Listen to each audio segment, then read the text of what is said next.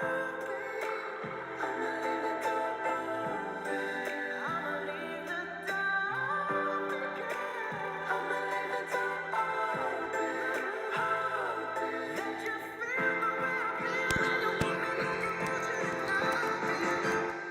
me that you're coming through.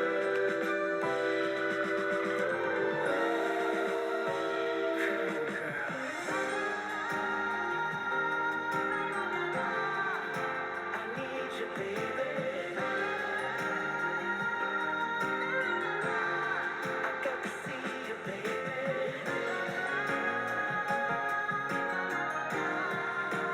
Girl, I'm trying to give you this.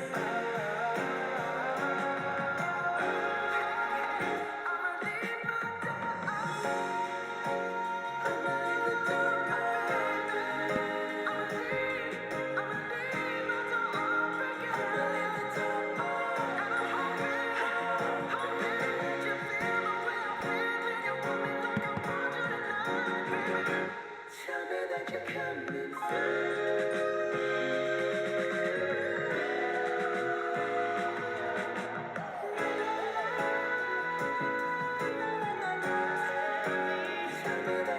Master, turn off your camera.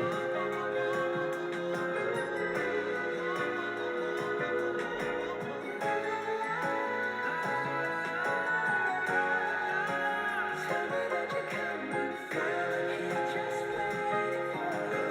Come on over, I'll adore you. I'm waiting. Tell me that you're coming through. He's just waiting for you. Come on over, I'll adore you.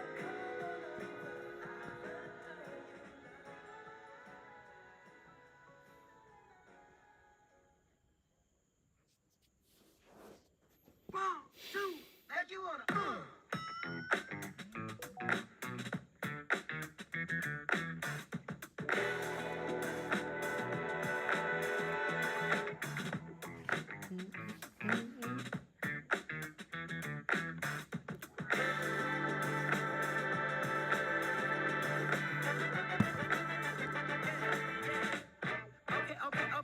Okay. Now have you ever been with a player?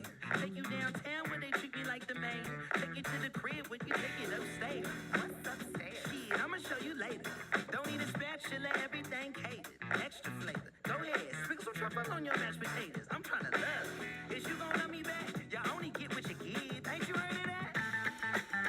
Look here, I don't ask for much. You know what I want. I just want what's fair. I'll bring that fire and desire, baby. All you gotta do is meet me halfway there. I deserve to be with somebody as fly as me. Somebody this fly. And you deserve to be seen with somebody as fly as me. Somebody this fly. Don't let them trick you with the guitar. Okay, now Silk Sonic smooth like a mat. Float like a butterfly on every single track. And the only language that I speak, girl, is fact. So once I give this game to you, I can take it back. Hollering at you from a 1977 Monte Carlo. Hard act to follow. It's showtime, trying to boo you up like it's the Apollo. Your walk is vicious. Let's get down to business. You and me together. Woo, that's something different. Ooh, come on. I don't ask for much. I really don't, girl. I just want what's fair.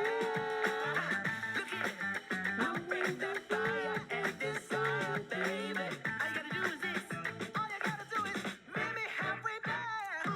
I deserve to be with somebody as fly as me. Somebody this fly. And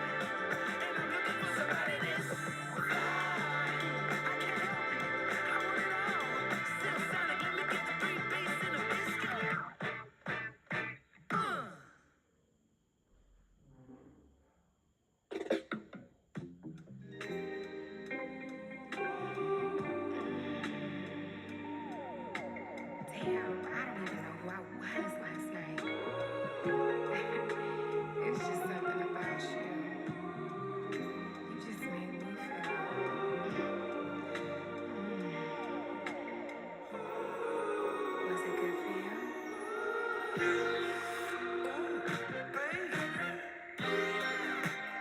I don't know what you did when you did what you did, but you did it, girl.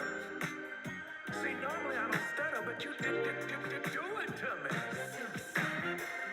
Wishing on a shooting star, say a prayer for me, and hope it comes true.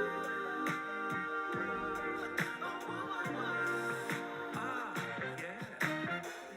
Throw my phone out the window, there's no clarity. Those days are through. Those days are over, baby. Wait a minute now. You put it on me like I never felt before.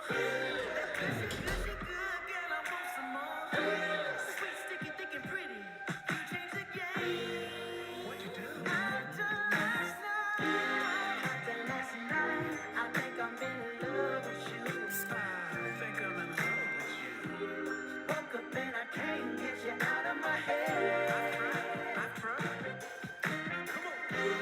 After last night, I don't know what to do. Baby, you got to tell me when I'm gonna see you again. Suck it. If I still had my phone, I'd call every girl I know and tell them goodbye.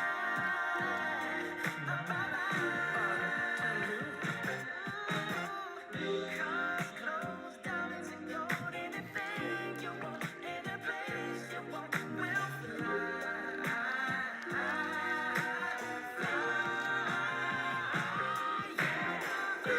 You put it on me like I never felt before. That gushy, gushy good, girl, I want some more. Sweet, sticky, thick and pretty, you changed the game. After last night, I think I'm in love with you. I think I'm in love with you. Woke up and I can't get you out Let's of my wait a head. little for the rest of the dance. After last night, I don't know what to do. Baby, you got to tell me when I'm gonna see you again. Yeah. Suck it to me one more time. Come on. Over John, streaming.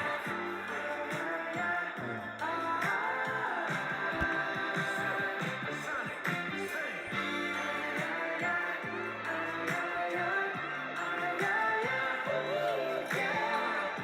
come girl.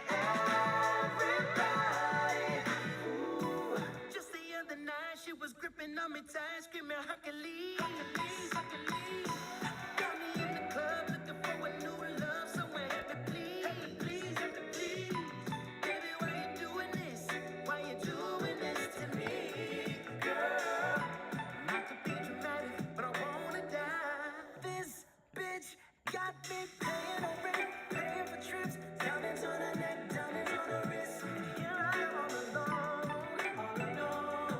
I'm so cold, I'm so cold. You got me out here smoking up in the benzo, singing how could she do this to me? How could you do this? Oh, I thought that girl belonged to only me. But I was wrong. She belonged to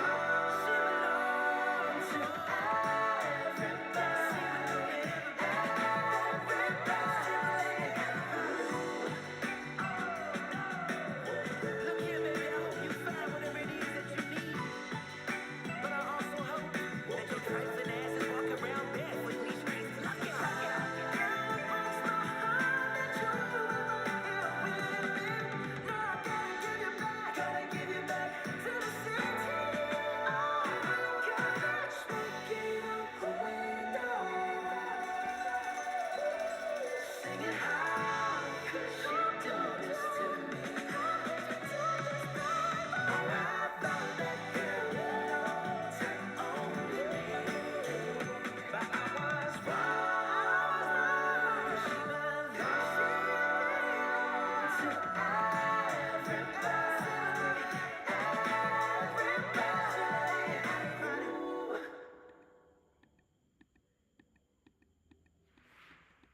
Look here, fellas. Take it from your Uncle Bootsy. Ain't no shame begging in the rain. Tell her how you really feel.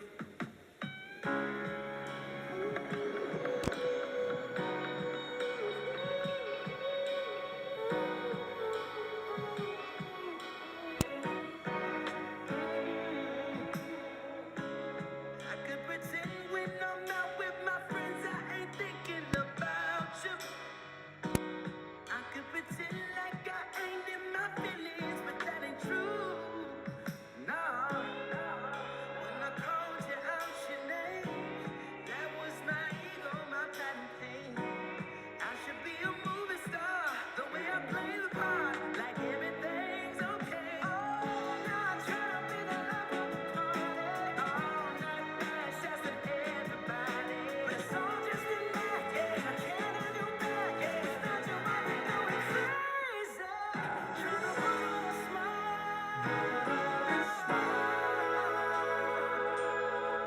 try to fight these tears from crying, but Lord knows I'm dying, trying to put on a smile.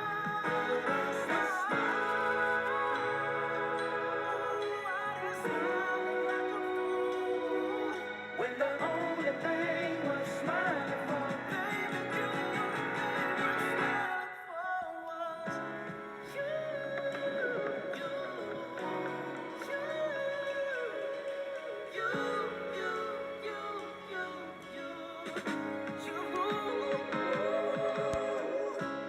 if I could turn back the hands on my rolling, you know I would. I would have spent all my time making sure that my baby good. I try hard to hide the shame. I know I'm playing a dangerous game, but since you've been gone, I ain't been the same. There's only so much to make a thing. Oh, now I try to be the life of the party. All night flying shots to everybody, but it's all just an act. Yeah, I can't have you back. Yeah, without you, I'll be going crazy. All right, Danny, you raise your hand.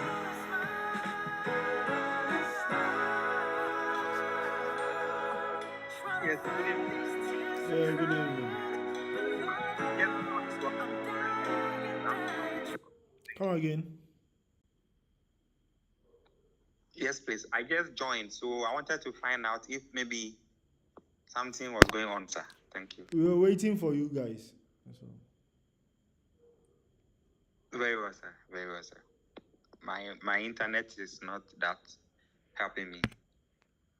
Okay.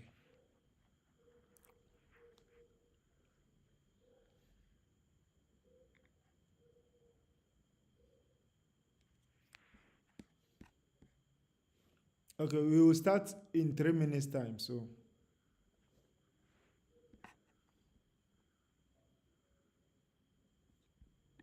Very well, sir. Thank you.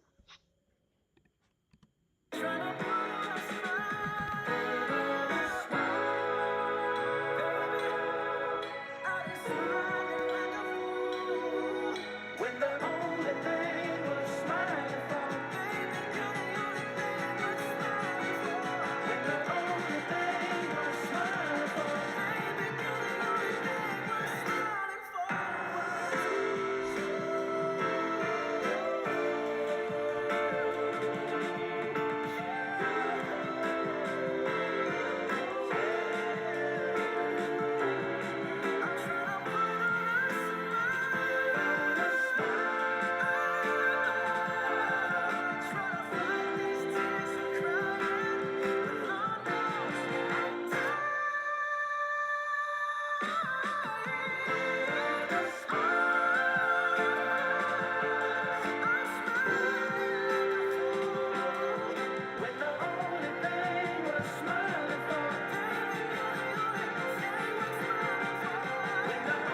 thing worth smiling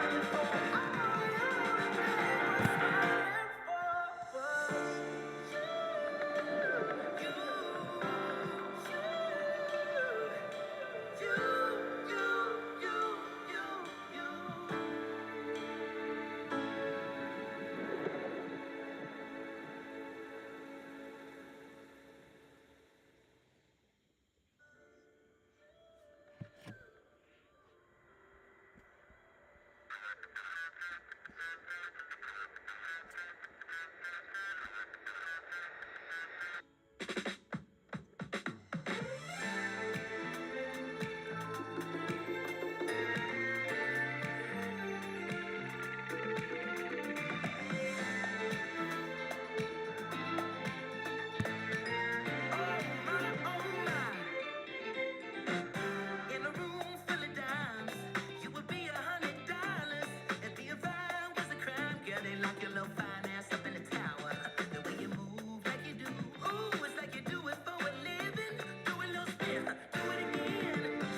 Look like you're playing for the win. Oh, baby, I'm trying to roll, I'm trying to ride, I'm trying to float, I'm trying to glide.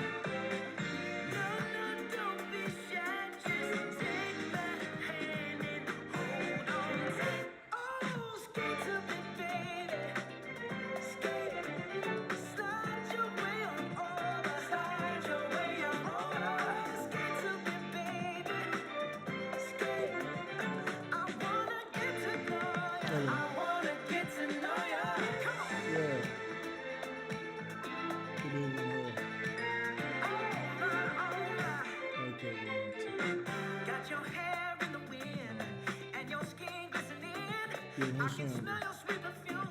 You smell better than a barbecue. That's your anthem. Superstar is what you are. I'm your biggest fan, and you're looking for a man to sugar can. I'm trying to roll, I'm trying to ride, I'm trying to float, I'm trying to glide. Oh, no, no, don't be shy. Just take my hand and hold on tight. Oh, skate to me, baby.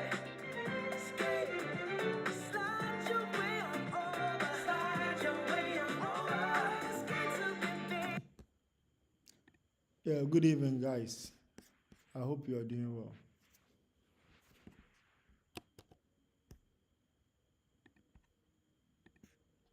Yeah, good evening. I hope you are doing well. Welcome to our live section. Today, we are not going to just make it. I've noticed that the last time it wasn't interactive, so we are doing it in different parts today. Before then, we are going to discuss. We are going to do several discussion, and then we chip in the lessons so that it will be interactive. I realized that none of you asked question at that time, meaning that you understood everything. I'm hoping today you understand everything. Now, one thing I want you guys to notice is that we are moving from simple to a little bit complex. So this is the time you have to read a lot about whatever you are being discussed, and then you ask technical questions so that I'll be able to explain it. And then if you are not getting the concepts, you need to inform me so that whether I'll revisit or I will go back to, I'll find a way for you guys to understand. Yeah, so it is very important to make sure that this is really happening. Okay, so without wasting my time, I'll go to the actual lessons. So I was having this question, and then the question was very simple. It was that why are we doing JavaScript? So this is it. This is why you need to get it. This is called JavaScript. This is not Java. They are two different programming language. This is called JavaScript. This is not Java.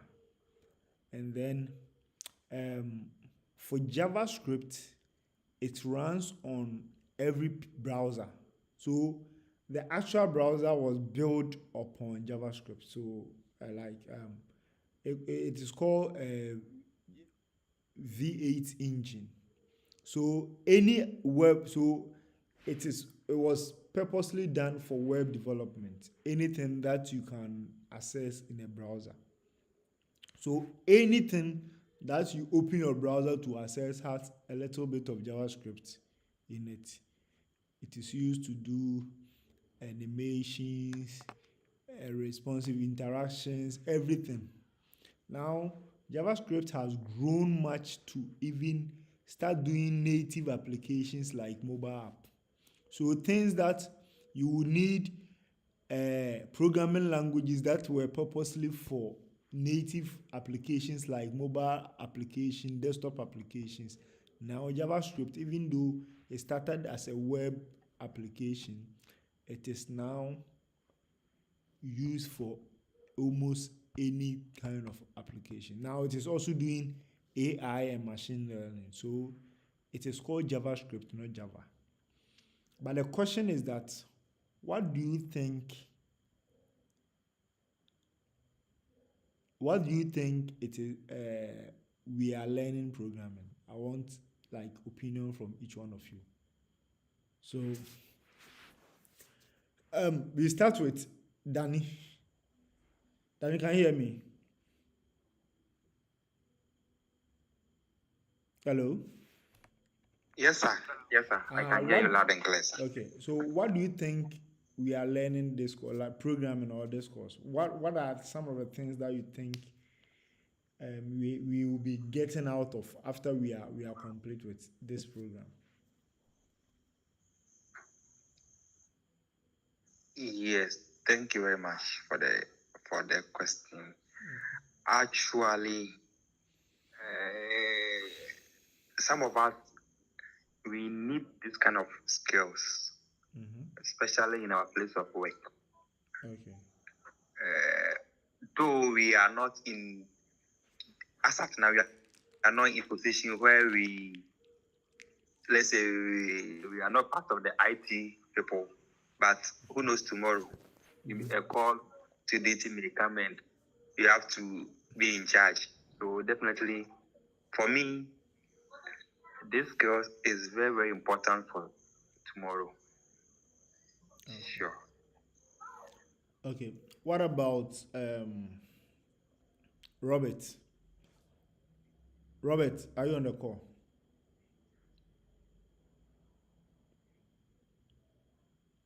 Robert. Sir. What do you think we are doing programming? What do you think you need programming? Tell me something. Please, from my opinion, I think we are learning programming to solve problems. Now we all know that the world is moving into the technology world.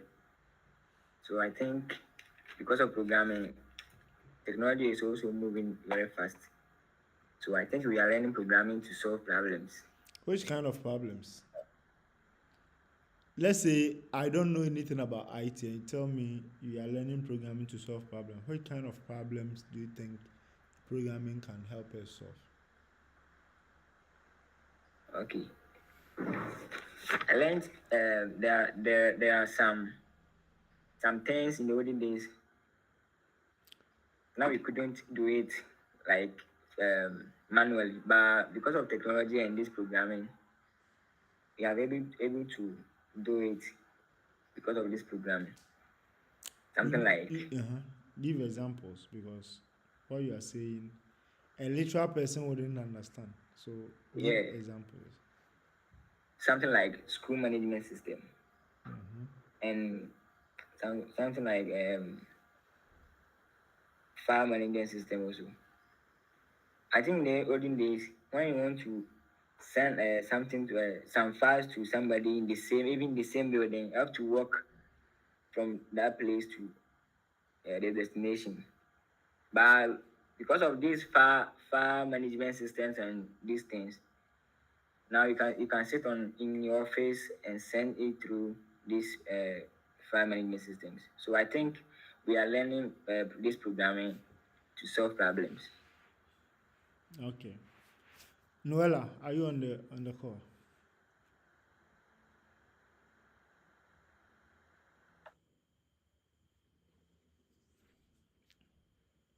Hello? Yeah. Um, we hardly hear you. Are you using your phone or your laptop? Because the volume does not come.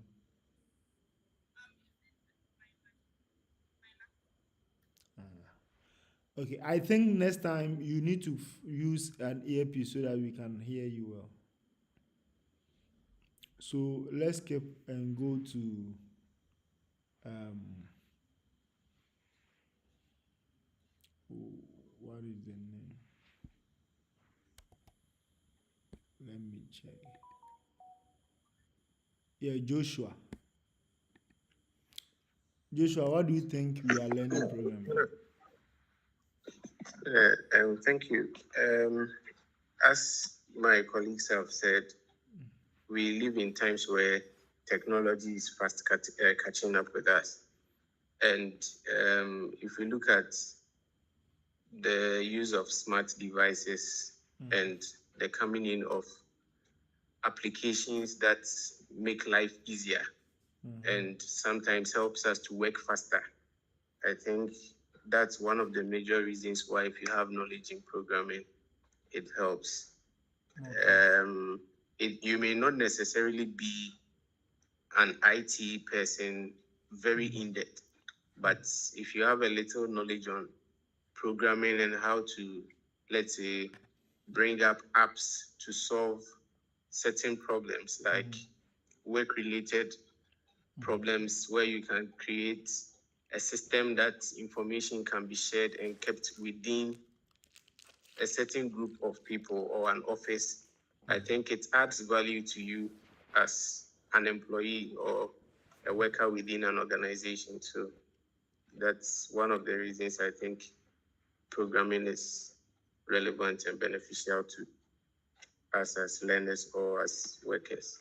All right. What about justice? What do you think we are learning programming?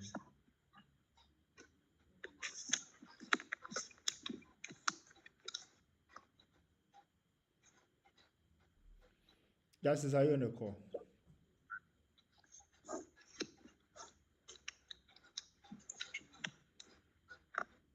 Hello?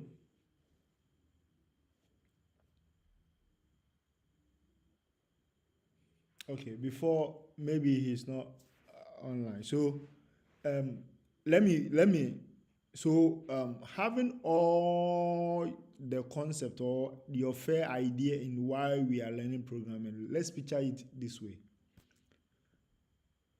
think about some of the problems you are facing in your workplaces and your schools. Think about them. So, um, Danny, what do you think? What are some of the issues or the problems you are facing manually at your workplace that you think when you learn program you can be able to solve with them?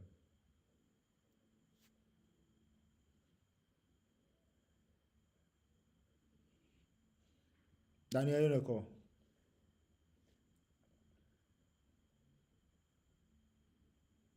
hello.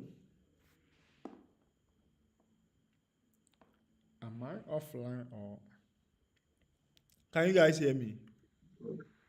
Yes, we can hear you, sir. Yeah. Danny, you are not on the call. Sir, I can hear you, please. I'm asking that what are some of the challenges you are having at your workplace that you think when you learn programming you could be able to solve them with? Thank you very much, sir. Currently, because of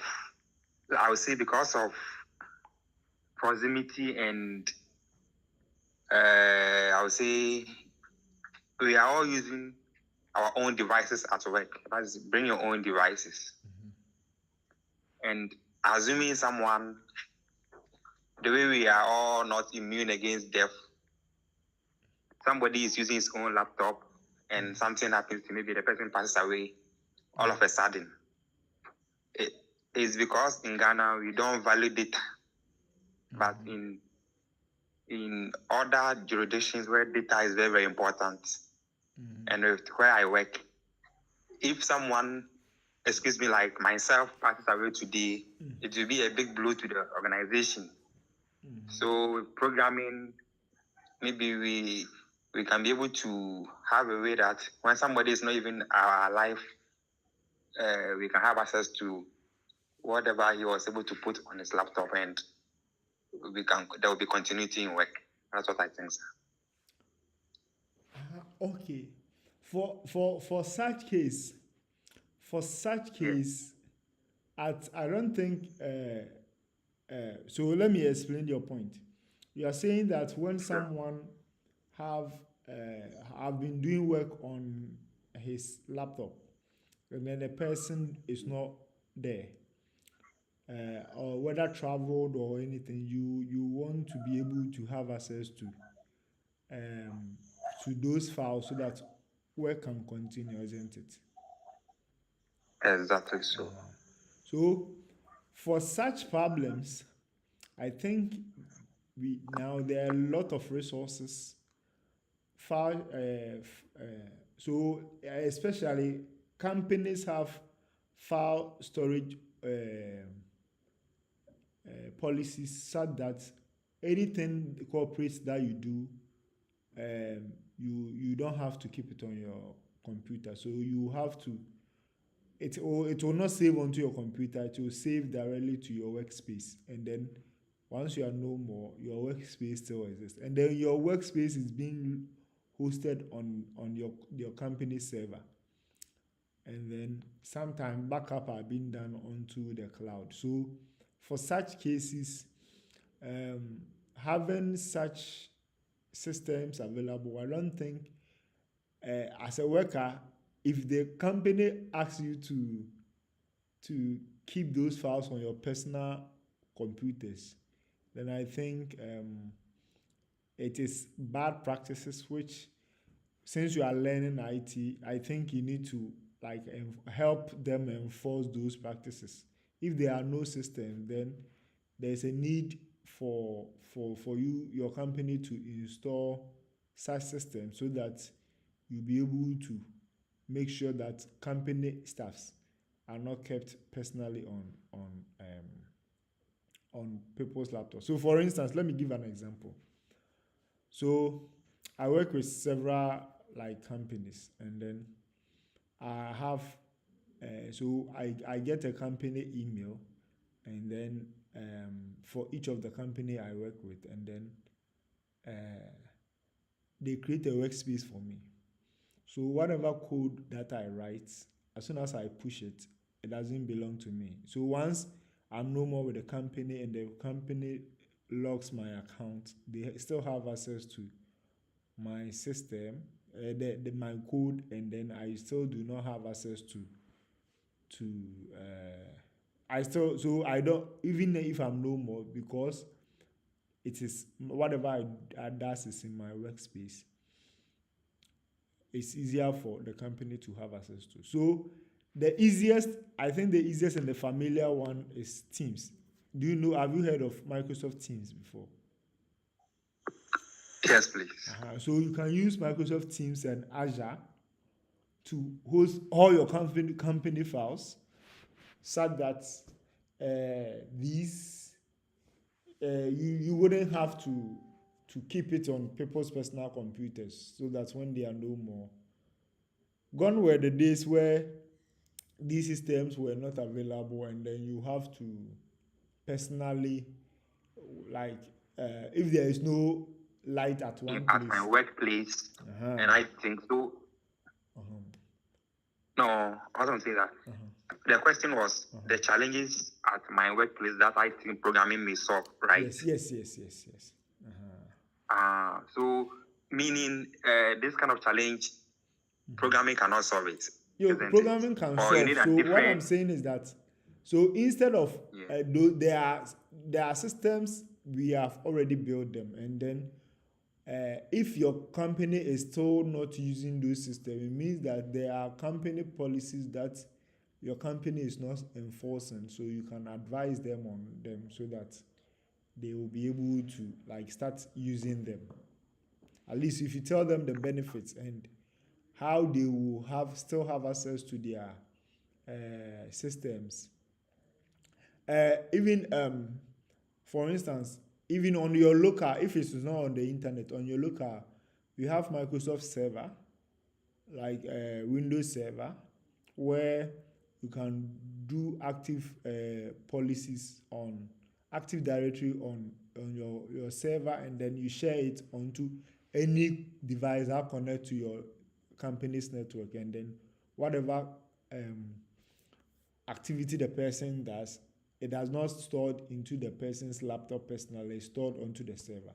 So these are some of the measures I think you need to use programming, whether programming or IT knowledge, to resolve it. I hope you understand.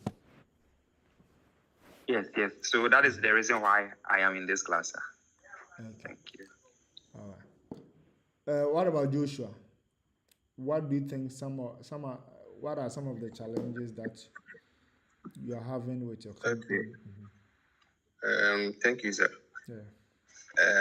I think with regards to my work, and then what I see as you being able to use programming to solve, I on a daily I deal with preparation of rosters for the people I work with, and sometimes it comes very spontaneously.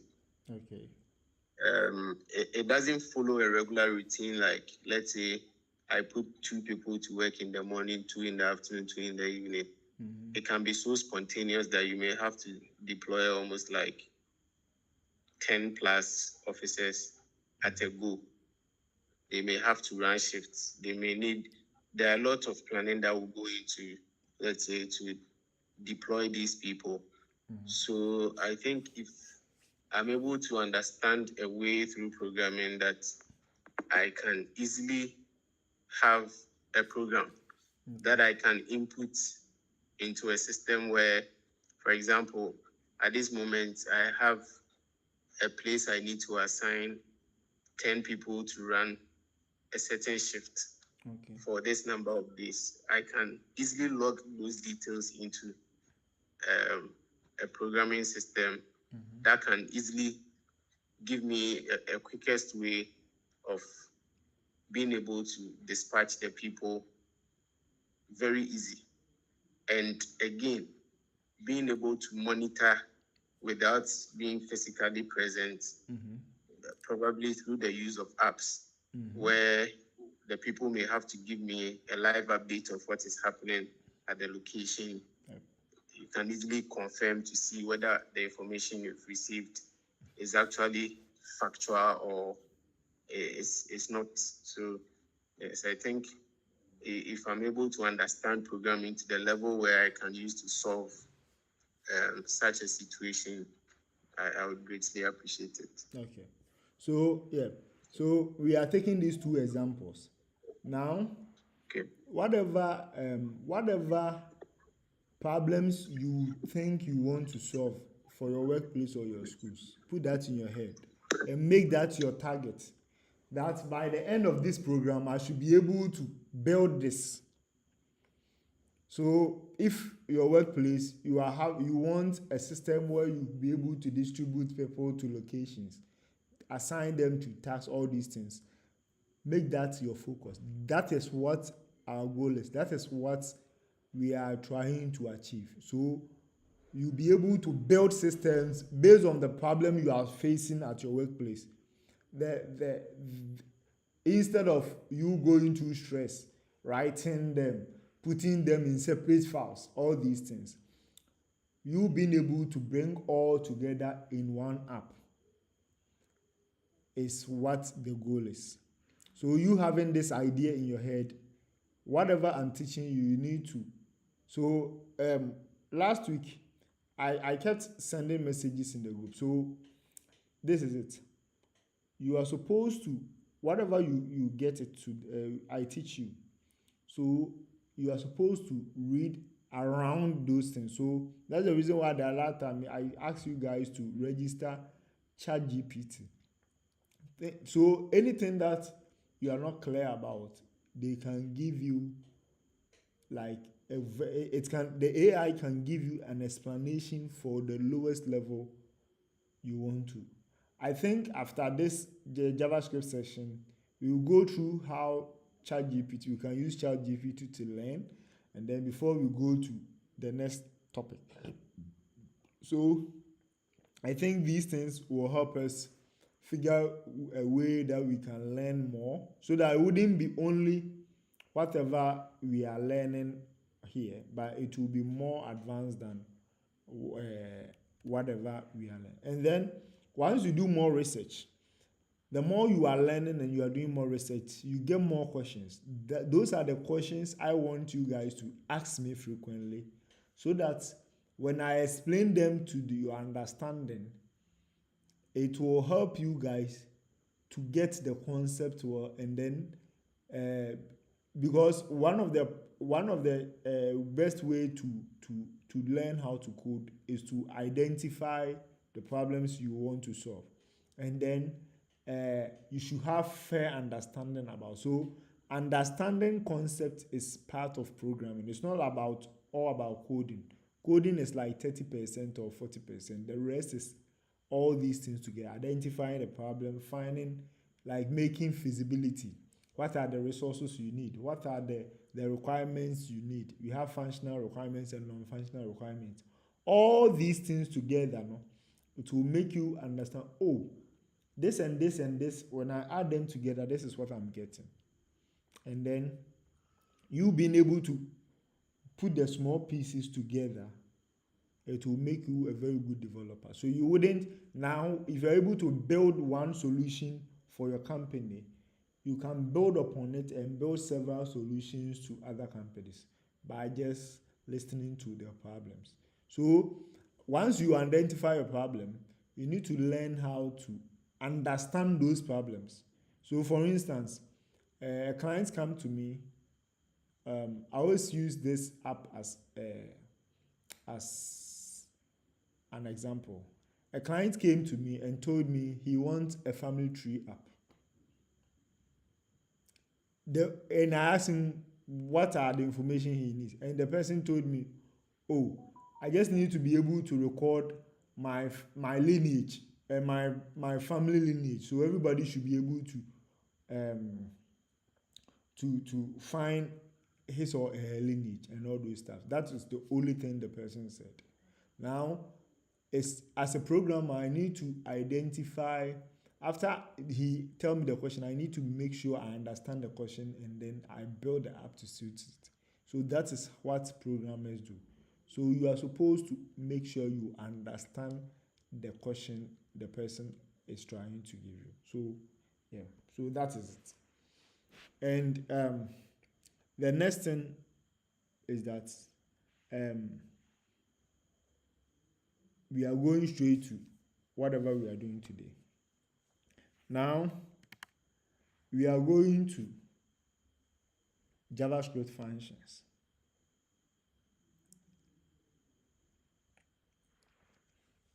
Now, we are going to, today, I think because I don't want to push a lot of things onto you, I think we can do two, the function and the scope, and then arrow functions, and then the following week we do the other two. Yeah. Yeah, Danny, you raise your hand. Yes, sir. Yeah. Thank you. Yes, I was also thinking maybe after today we can have a way and do a one or maybe face to face to. That's what I also think, sir. Thank you. Oh, okay. So you want face to face? Exactly. Cause I am not inside. I'm outside. I'm even in the. I'm standing somewhere so that I can be able to get a good network.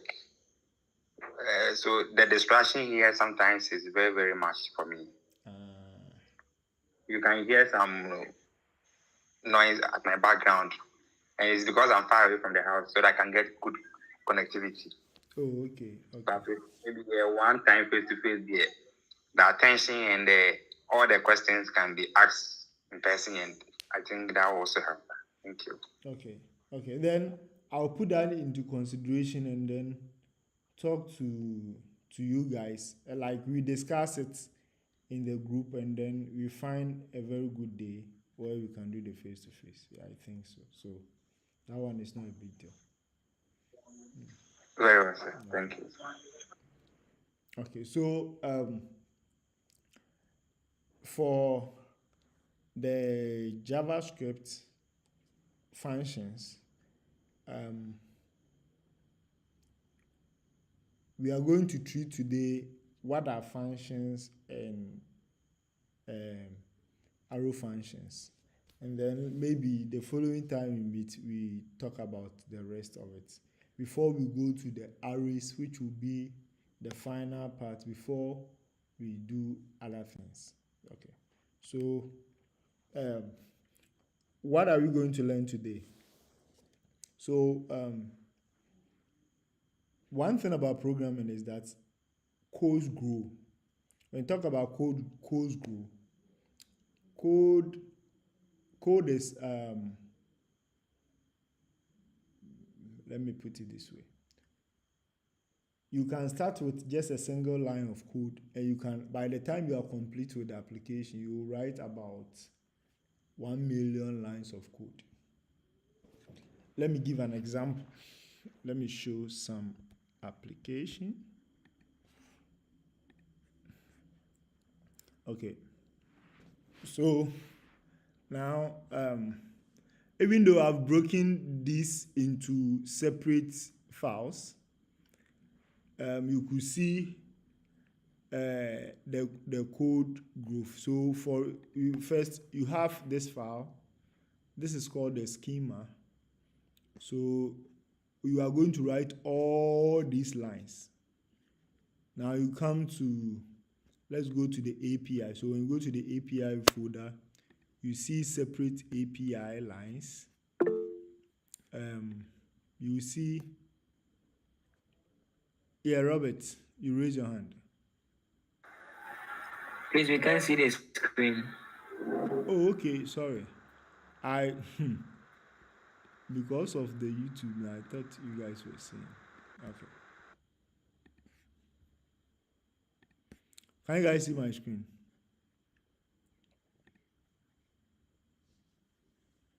Yes, please. Okay.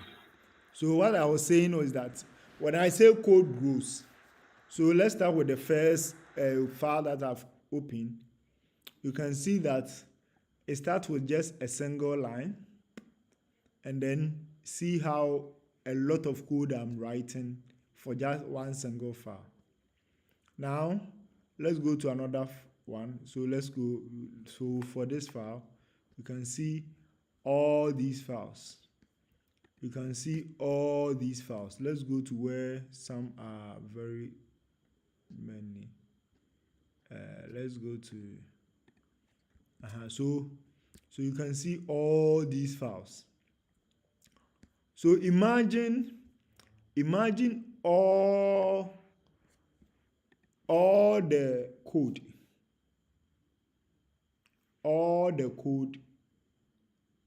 was in one single file.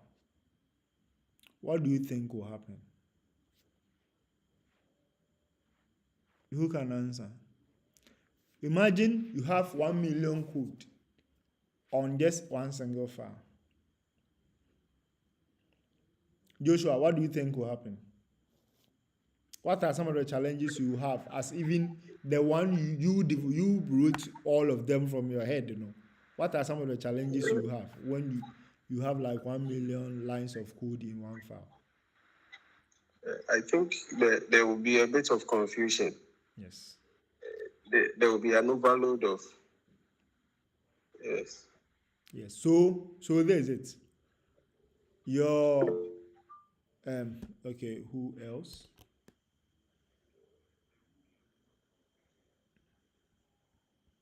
Did anyone raise their hand? Okay. So even sometimes, let me give a personal example. Even separating those files into different files, like those codes into separate files and separate functions. Sometimes I go to my old code, like say a code that is like 1 year old. I go in and I'm lost. All codes are written in text. So having 1 million text in one file, it will be very difficult for you to identify them. So that is why there is a need for functions. So by the end of this lesson, you understand the best way and how you can be able to separate your various codes into multiple parts. So it says that code is hard to maintain, especially when you keep adding new features to your project over several months and years. If you are not careful, you can end up with spaghetti code where several parts of your project are essentially doing the same task, and any change in one of the features can cause changes in several other codes. This is called JavaScript function. You will learn the foundational knowledge to write modular code that not only prevents duplicates but also increases code readability and maintainability. First, you will explore what functions are and how to write them. Next, you discover the power of arrow functions in improving readability. Finally, you will gain the ability to use additional language features that comes with JavaScript out of the box to write applications with multiple functions interacting with each other. When you are finished with this course, you have the skill and knowledge of functions needed to write modular, reusable, and concise code in JavaScript. Now, so one of the, apart from the code being like many or scattered, no. So let me give an example. Let's say you are writing a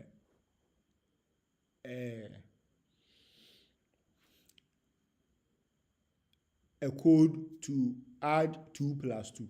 2 plus 3, which will be 5. Now look at this. If you are writing all together, all that you have to do is to do 2 plus 3 equal to, and then you store it in a variable. And then when you are asked to add 5 plus 7, you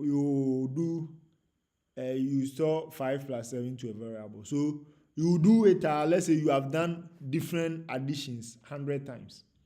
Now, if someone tell you to change all additions to multiplications, it means that you have to do what? You have to change the additions 100 times. The additions, and you have to change it 100 times. So it means that the code, you will be doing the same thing multiple times. Do you get it? So with functions, you will be able to know how to separate them into one single file or one single function, and then how you'll be able to access all the results you want with just a single function. So that is how you are going to use. Now, when JavaScript was growing, it introduced something called ECMA 6. And then with ECMAScript 6, it introduced something called arrow functions. So what are arrow functions? Arrow functions is like a better way of writing code than what you already know.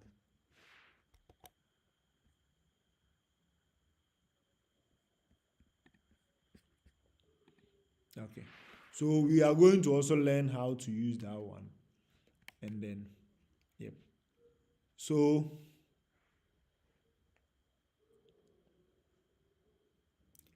yeah, as we have already said, when you write functions in JavaScript, it promotes code reusability. It means that once you declare, let's say, one function called addition, and then you can use it, the same function, for each kind of addition you want. So it's easier to be it's easy to read, it's easy to maintain. So for the maintainability, so imagine we are just said change the addition to multiplication, or multiply using the same method, multiply 2 to the results. You don't have to go and repeat it 100 times. All that you have to do is to go to the function, and then you do times 2 to the results that will come, and then it will do for whatever of the parameters that you have assigned it to. So we are going to talk about that. So it makes you a little bit like, let's put it this way, organized. So being able to, you'll be organized so that once you have error at a place, you know that, oh, this error is in this function. So you go there, you solve it, and then all places that the function has been used will be fixed. So you don't have to go and fix it separately. So we are going to learn how to do that. Okay. So we are saying that function also is a single responsibility principle. It said each function should have a clear and single responsibility. It should perform a specific task or solve a specific problem. If a function does too many things, consider splitting into separate functions. So types of the ways we are going to write these functions, we are going to practice. I'm going to teach you how we do that.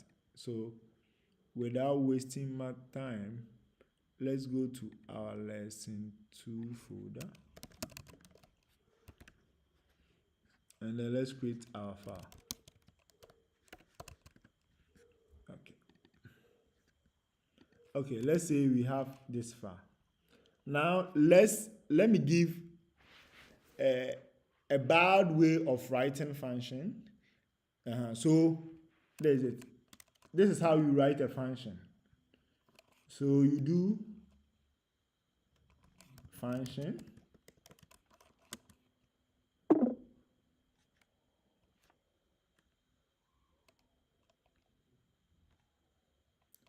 the name of the function, let's say add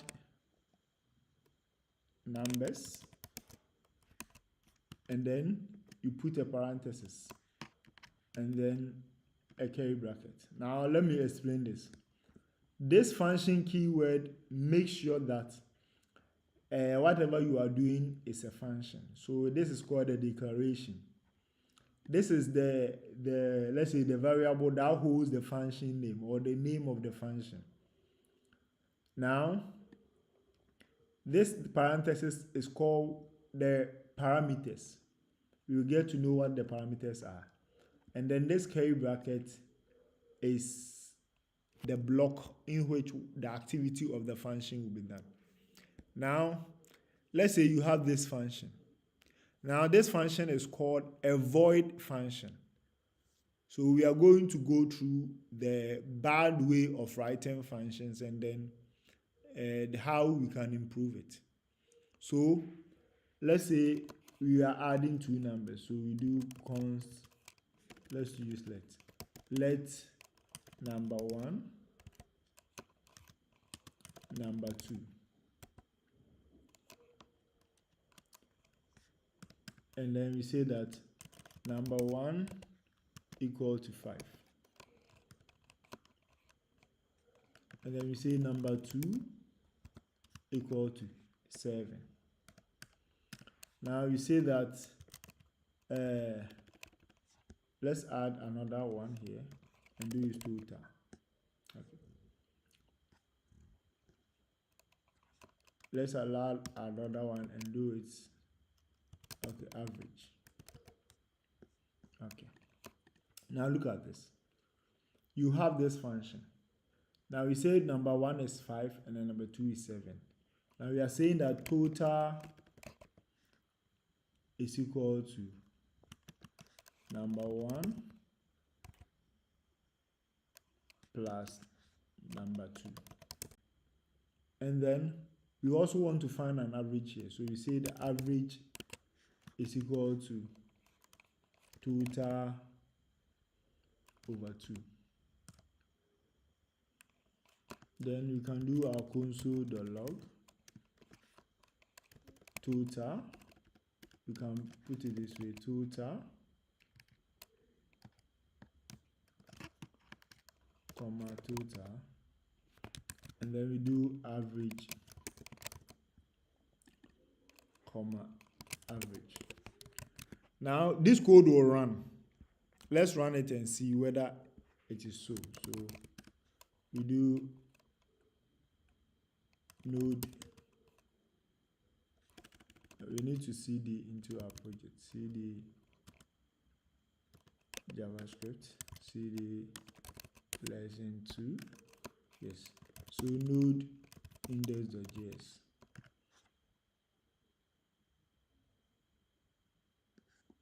Oh, okay. So once we didn't call it. So once we have declared it, we have to call it here. So add numbers here. Okay. So let's call it. Now, once you call it, you see that the total is what? 12. And the average is 6. Now, let's say we are adding another, let's say we are adding the number to the multiplication. So let's declare so let's multiplication, and then we say that so we can change this to sum, and this to sum, and then we remove this to sum, and then remove this to sum, and then you remove this to sum. So you do all that, and then you can say multiplication is equal to number 1 times number 2. And then you can also find multiply to be multiplication here. So you run it again, and then we get all the results. Now look at this. Even though this code works, this is not a good way of writing code, because as the rule said, what did the rule say? The rule said that it should be what? A single responsibility principle. It means that each function should be clear and single responsibility. It should perform a specific task or solve a specific problem. Now how do we implement that in our code? Now we realize that this function is no more add function. So let's say, okay, I don't know the name we call it. Okay, so let's do numbers or anything. But you should give a name that it relates to whatever you want to do. Now, this is not a good way of writing the code. So, how do we simplify this to a code? Now, we realize that this function does a lot of things. It sums items, it also multiplies items, and it also finds average. These are 3 different tasks. So, how do we simplify this? So we make sure that each task is handling a single principle. So we declare a function. So function addition. We give it the parameters. What are the values we are taking? We are saying that for the sum or the addition, we are taking 2 numbers, which is number 1 and number 2. So we can do our, let's say, n1 and then comma n2 here, representing. So what are the parameters? The parameters are the values you pass whenever you are calling this function.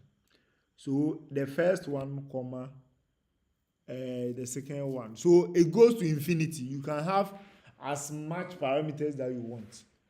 It do not have limits. So it depends on your function.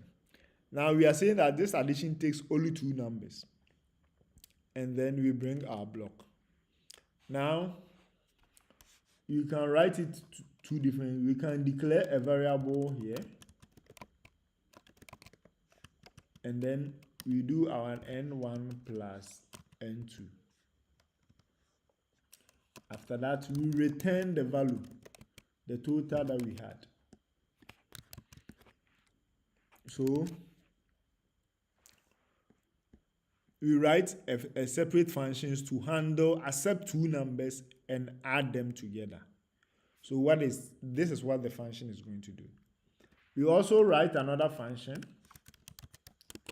and then we call it multiply or multiplication. It also accepts how many numbers? 2 numbers. So we do our n1 and comma n2. We give it a block, and then we say that const total is equal to n1 times n2. Then we return total. The third one is what? Average. So we also write a function called average. It takes only one number, which is total, and then it will const average, is equal to total over 2, because it's two numbers. So then we return our average here. So now you notice that this code has been broken into three separate functions. This code has been breaking into three separate functions. Now the question is that before even we go to the next stage, between this code and this code, what do you think it is easier to read or easier to understand? Or what do you think is easier to maintain when you have issues? Can someone, Robert, which one do you think it's easier to maintain when you have issues?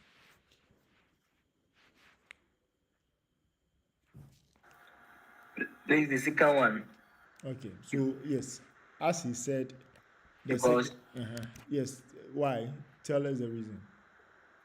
because you see the second one, like you are breaking it into every function has its own like block. When it comes to addition, it has its own block, and the same as multiplication and average. But with the first one, like we have messed it all up. So in case there is an error in it, this one is very simple. But if maybe it's like maybe million or something like that, it will be difficult to find an error in like this kind of code. So yeah, as he said, no, you could see that this code has been written in a simple way. This code has been written in very simple way. So you get like 2 lines of code, and then it's easier to read them and understand. Oh, so anyone, even if the person do not know anything about programming, and they tell this function is for addition. This total will store number 1 plus number 2. Oh, okay, yes. So it's easier either than giving this to someone to read. Hey, what is this? So that is what function, the good practice is to do it this way. Now, how do we use these things that we have declared here? Okay. Now look at this. You realize that function has 2 types.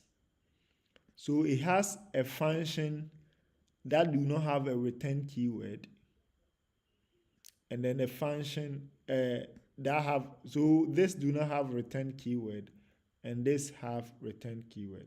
So I'm going to explain the reason. A function without a return keyword means that that function cannot be used by another function. And like it does not return a value as a resource. So whenever you call this function, there wouldn't be any resource that will come. It will only print. So if there is no print or console or log or anything, you will not get any output. That is called a void function. So whenever you can see this is what a void function. Now a function that have a return value is not, it's called is called a function with a return. So we have a function with a return and a function without a return. Okay. Now let's learn how you can call these functions here. Now let's add another number, and then we call it number 3. Let's say that is 17. Now and then let's declare sum2 to store the number, the other method. So sum2 is equal to number 1 plus number 3. You can also do console log.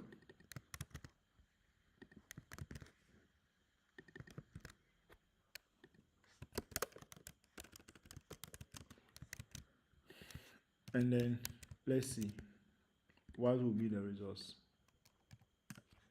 So you see that the second sum is 22 and the first sum is 12. Now,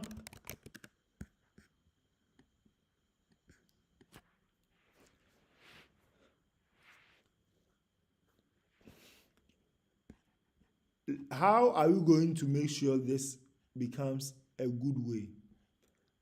So we still want to have our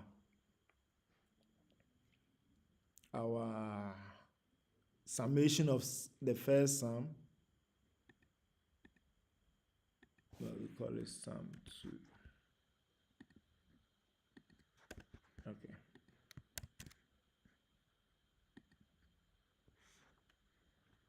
Yeah. So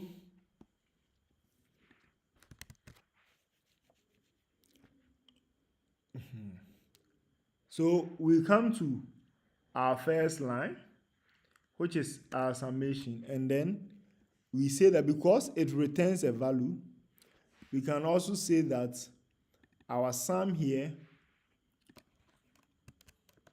is equal to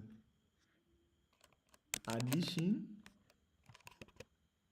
into brackets. What are the values? We need our number 1 and then comma our number 2. So when you comment this out, and then our sum here, so when we want to, let's show only that one for now. So when you do node index.js, now you can see that this does the same thing as what we had. Now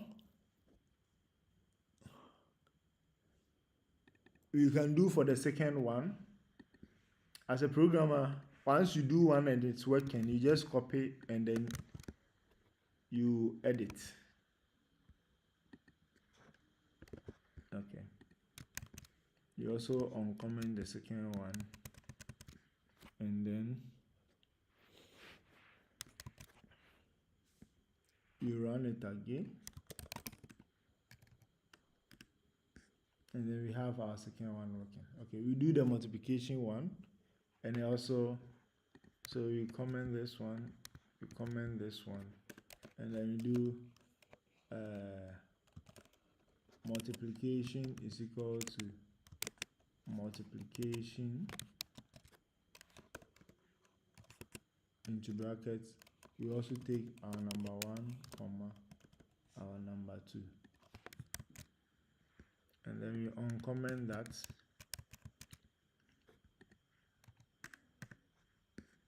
and then you have our number 3. You do the average. So average is equal to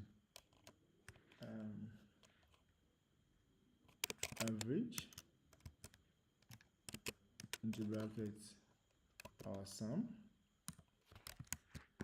and then we also get our average. Okay, so because that is working, let's remove all that we commented out.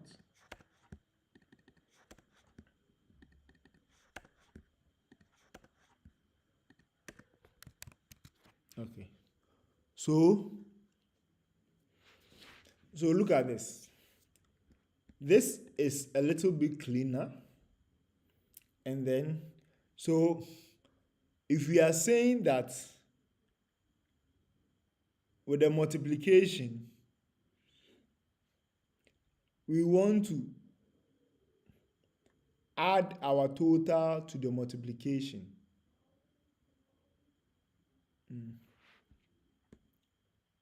So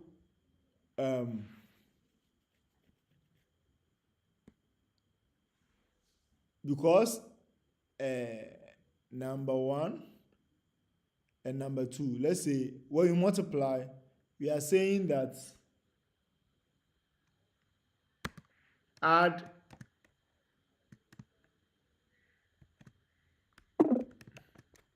100 to it. Now look at this. We are saying that once it multiplies, we should add 100 to it. Now, because it's just a single function, whatever change that we do in this affects all functions. So it wouldn't matter where we have different ones. So let's do our call again, and then we have 135. Now it means that, look at this.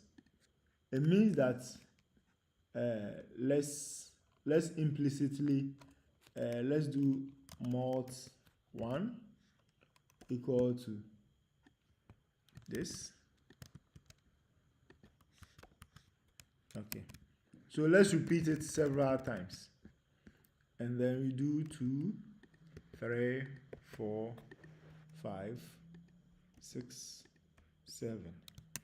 Okay, so with the first one we do 2 here, we do 3 here, we do 1 here, we do 3 here, we do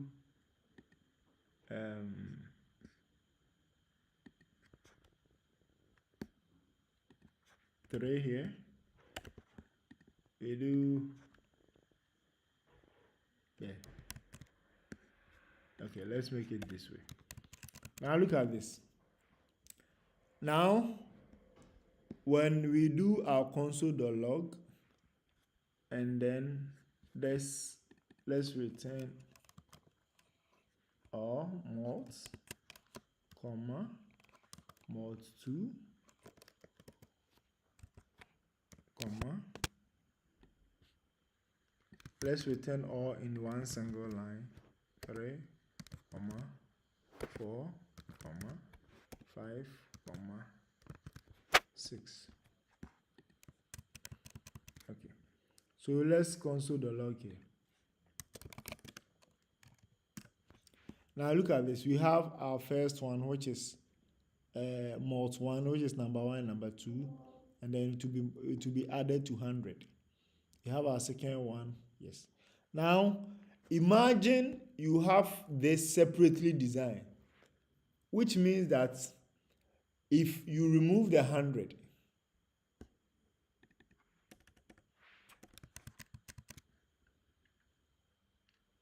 at first, for the first one that we did, you have to come each line and then remove the 100 from.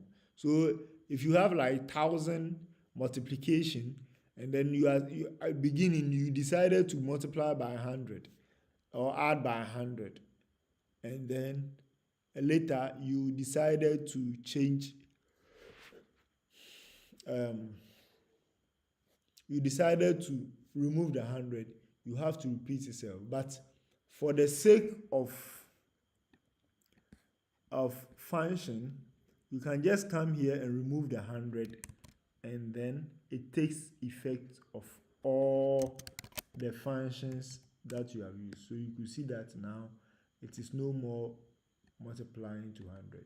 So this is the power of functions. So it makes code reusable. It means that once you have one, you just have to, you can use it multiple times. You all just have to change the parameters. The only thing that changes is the parameters. So the parameters are the values that you want to provide at each point in time. But the first one that we did, you will have to repeat yourself as many times.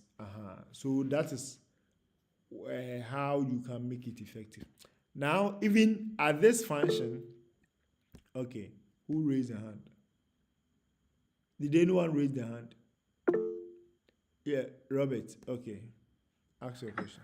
Yeah, I want to ask a question here. Okay. So, one if there is an error in the first code, will it affect the second one? Yes. So, so if this gives you an error, it means that it will affect all the functions. So when you are fixing, you don't fix it here. You come to the function and then you fix the error here. Once you fix it here, all parts where you use this function will be solved. Did anyone else raise their hand?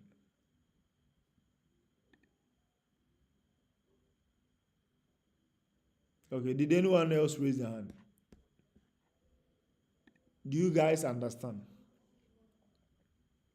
Okay. Now look at this. Even this code, you can simplify this to a single code. So because we have return here, you can remove the whole of this, remove the whole of that, and then you put the return here. Now, this automatically becomes the same as what we have earlier. So return n1 times n2 is the same as const total is equal to n1 times n2 return total. So it can be simplified to just this type of code, and it can be reused severally. Same as this. So you can just put your return here, and then this will be a single one. You can also remove this and just put your return here. So because it has been separated into small lines of code, it makes it very easy to maintain and to, if there is an error here, yeah. So for instance, if there's an error here, you just come here, you fix it, and then any part that you called it will be fixed.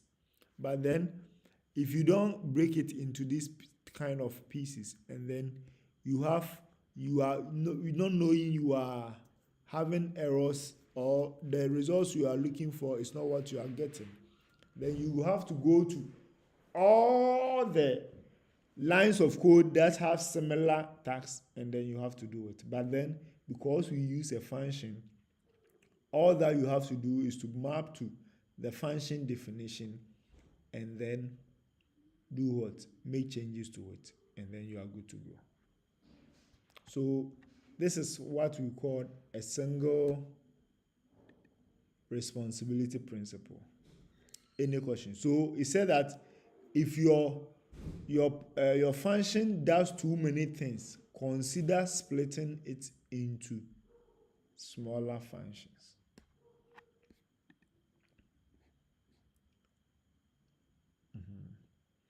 So even for this, you can also declare another function, which will be a void function. So you can see login answers. And then what does it take? It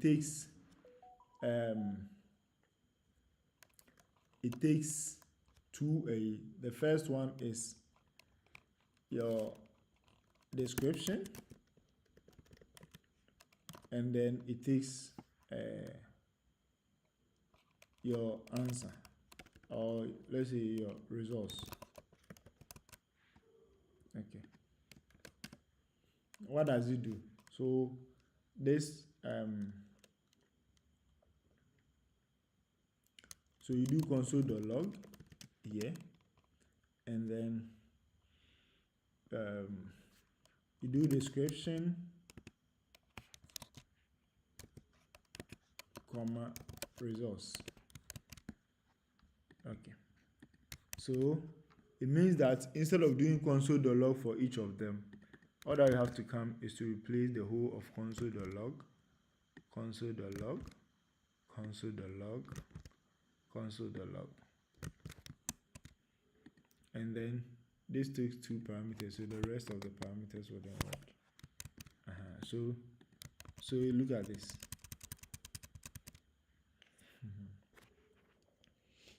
So there's it. Let's comment this one and then I'll show you the best way you can do this. Okay.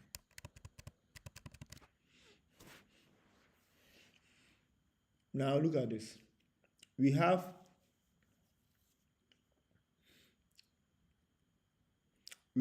this, and so because this is simple, whatever comes here is what the console.log.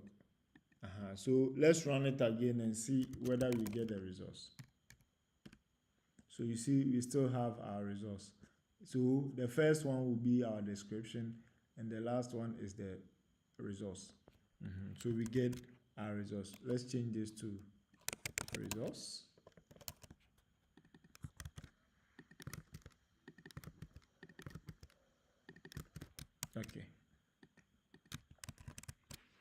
Okay, so this is how you can break code into like separate.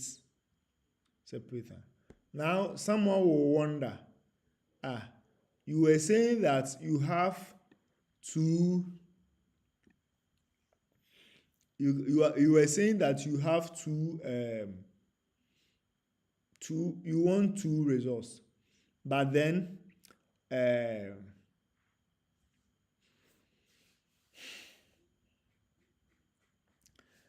how can we be able to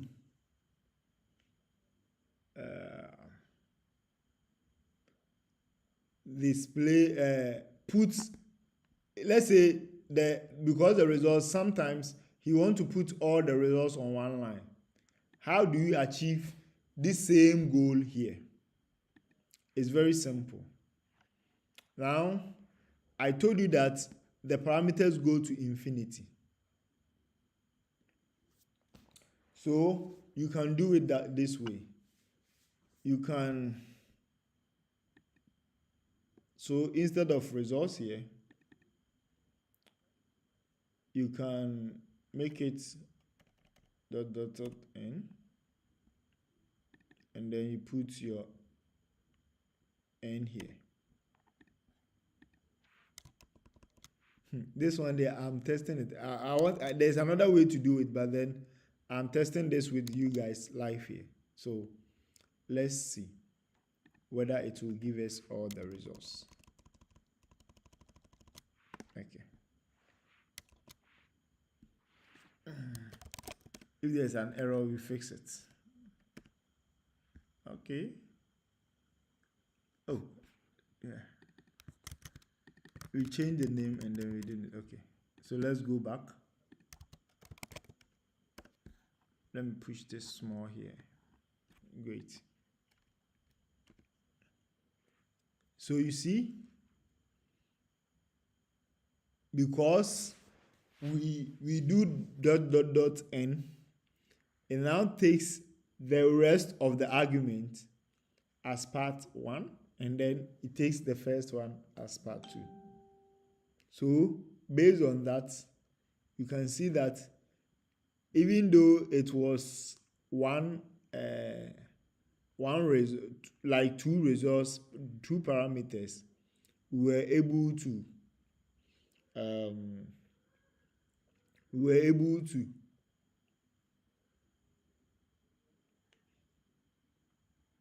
output the results. There's another way too. You can also do it this way.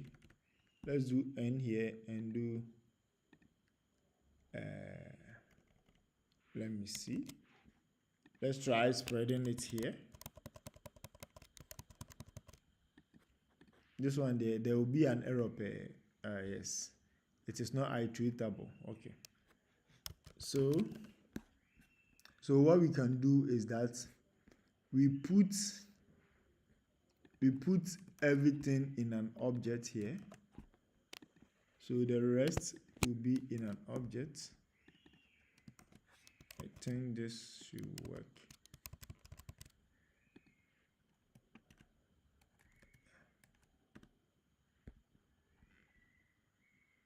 Oh, it's not iteratable because, okay, so let's put it in an object here.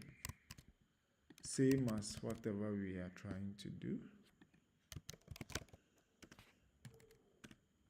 Okay. Oh, so now, because we place it in an object, it gives the names that we were. So there are several ways of going by it, and then yeah, I think we want only the value, so we will do it this way. We remove all the objects. So as a programmer, you are supposed to explore more, find the best way that can help, so that comma n, so that oh, we can spread it here too. I think this is spreadable. I think this is what I was looking for. Yes. This is what I was looking for. So for this, we are saying that first we need the first parameter, but the rest we want any. It doesn't matter the format the person added. We are supposed to what? Display it. So look at this. Because we did this three, which we will treat the spread operators. We will do them like we treat them.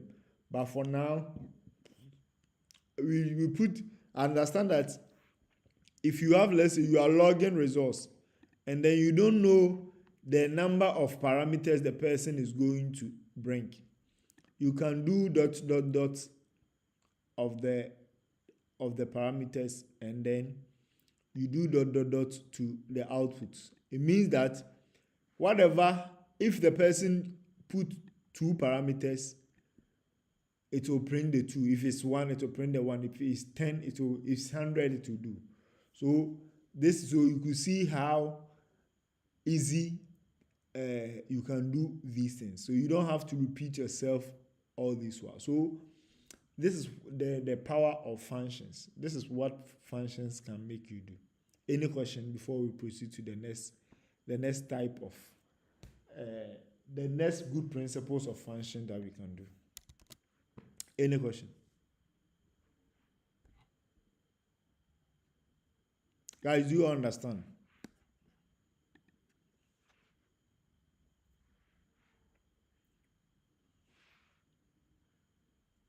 Do you understand? Okay, let's go to the single one. Now it says that function naming. Choose descriptive and meaningful names for your functions. A good function name should clearly indicate what the function does or what it is responsible for.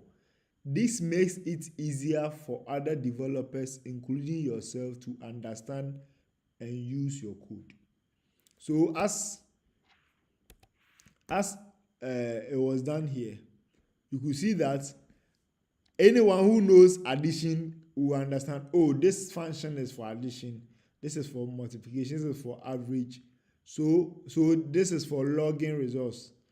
Everybody know what logging is, logging results. So giving us a good descriptive names will make sure that you what do you call it? You make sure that whenever you come back, you understand what each code means. Now, someone can ask, if that is the case, why are we declaring variables all these blah blah blah blah blah, and then because we have functions, we can even go much simpler than what we have now. So this is what we're going to do. So what we need, we don't need this line of code. Let's comment it. Let's do let here. We can do let here and can do let here. Okay. Now, as I told you that when you have 2 blocks of code, you can do it simple. Now we are saying that this, what should this one log? This one should log whatever is stored here.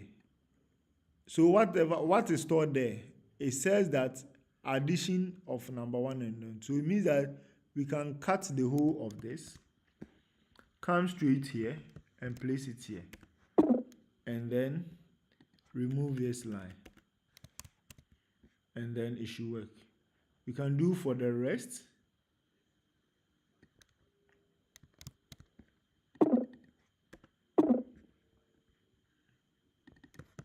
And then this should work.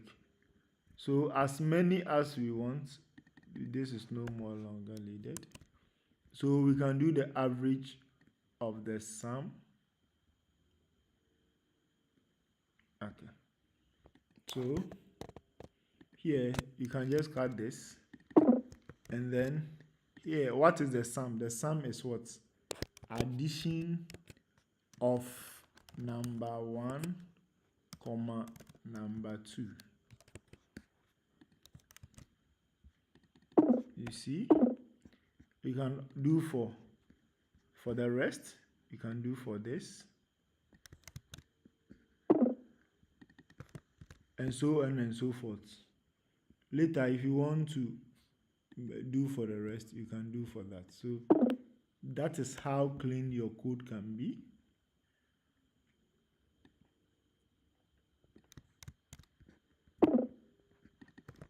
Let's delete the rest for time's sake. But you can go as many as you want, and let's delete all this. Now look at this.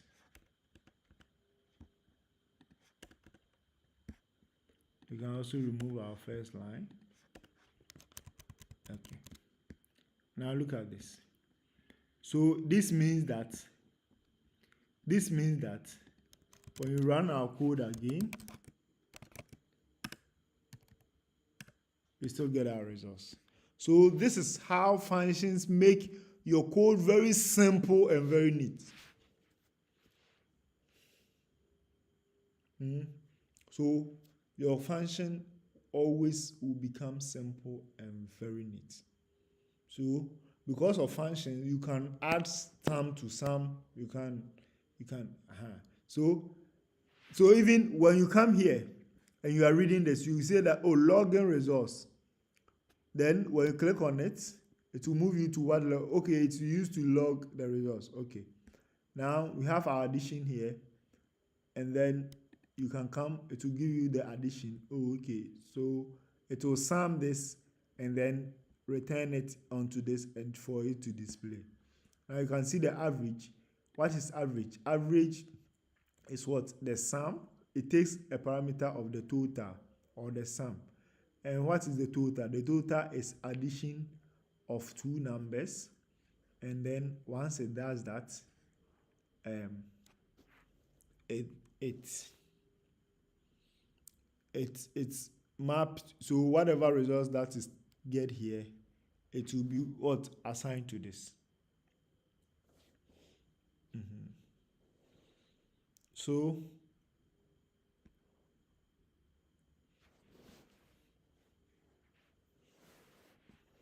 So this is how. So if you get good namings, it's easier for you to read whatever code you have written. Okay. Now let's go to the next one. It says function parameters. Function can accept input parameters, allowing them to work with different data or perform variations of the same task. Define your function parameters based on the input required for the specific task. Avoid using global variables within functions, as it reduces their reusability and makes it harder to test. Now let me explain that point. So now look at this. It's saying that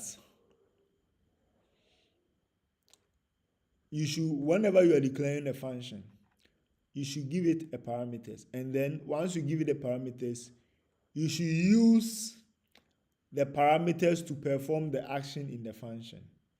So for instance, it says don't do this. Let's say n3 is equal to 5. Don't bring n3 here. Even though when you run, you get your results n3 plus n1, you get it. But this is a bad code habit, because once there is a change, this will affect, this n3 will affect all the call you did. So let's run it and see. So okay, let's use var here because it's outside the scope. This we should work. Okay, not available.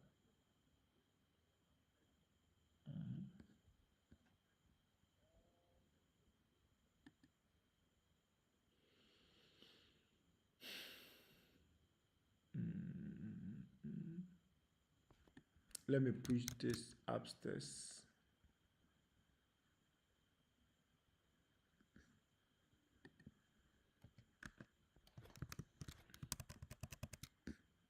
This should, okay. The reason is that where I place it, it wasn't recognizing it. So now I've put it upstairs, which means that it is used as a global variable. When I place this below here, the challenge we had was that this function, which is what we have declared here, before it's running, it does not recognize this n3 is equal to 5. So before it is running, we have to either put it above here, above the function, or you should put it something above the call that will call the additions.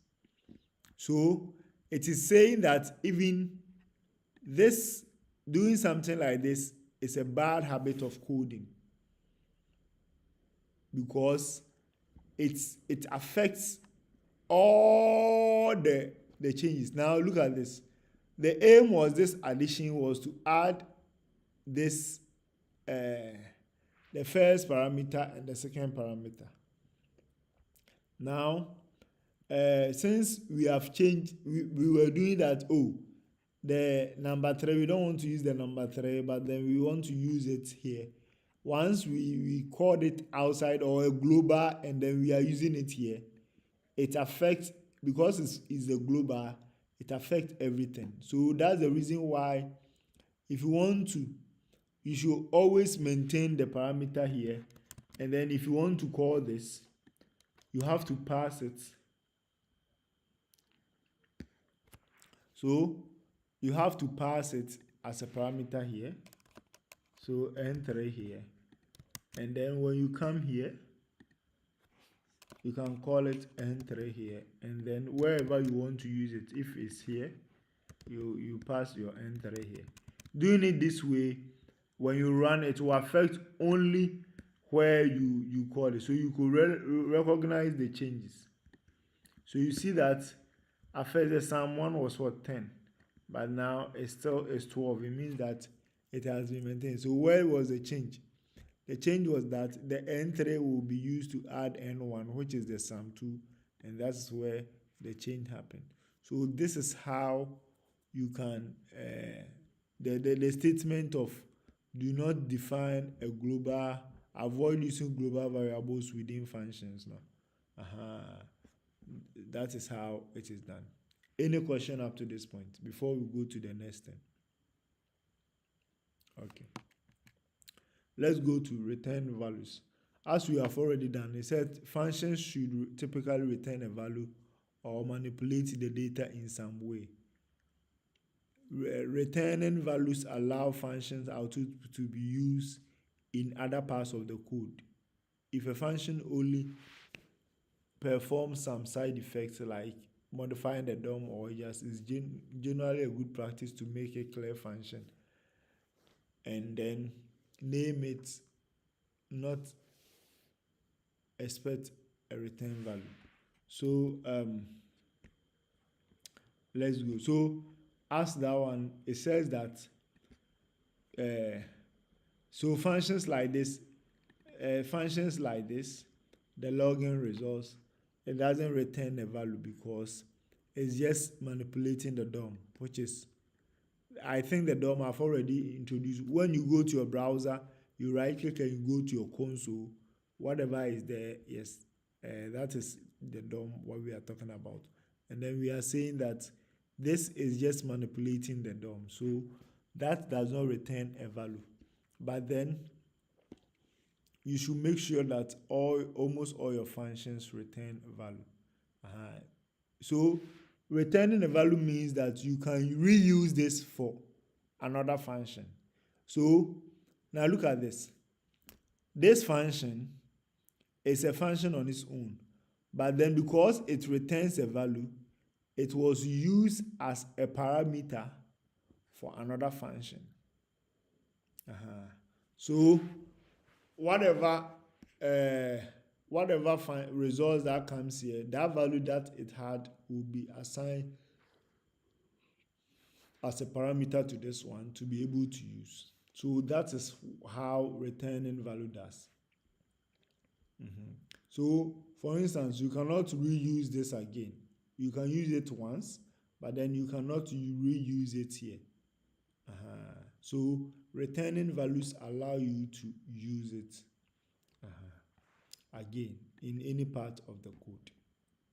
Okay, let's go to the next one. Avoid side effect functions.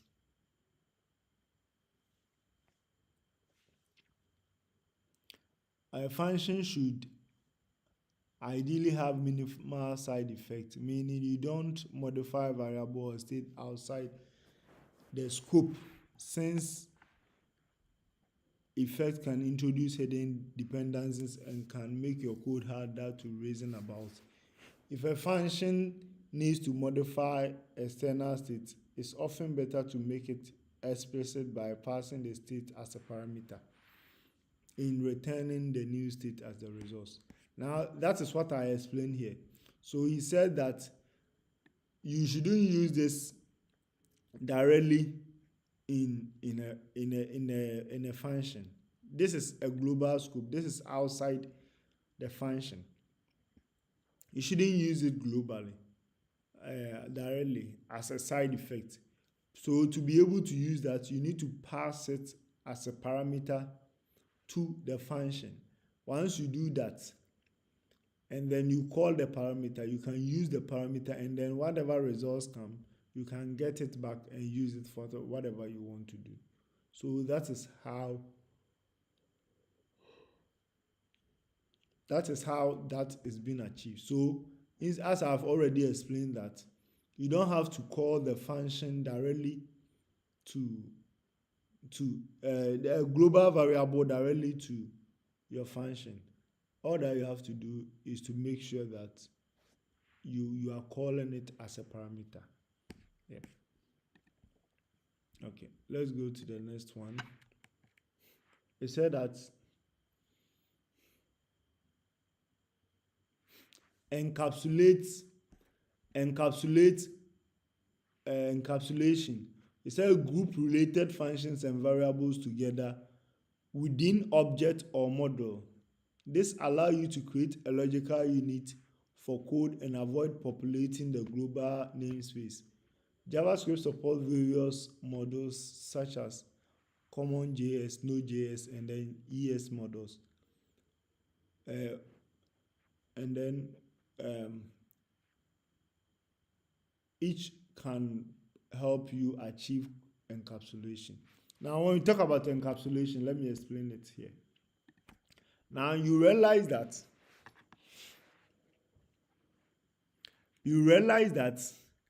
all these functions are functions of arithmetic. Yeah, that's what I wanted to even say, arithmetic. Now, you can encapsulate all these as one function, and then as one object. So instead of separating this function, you can declare, let's say, const arithmetic equal to object, And then what do? You call them there.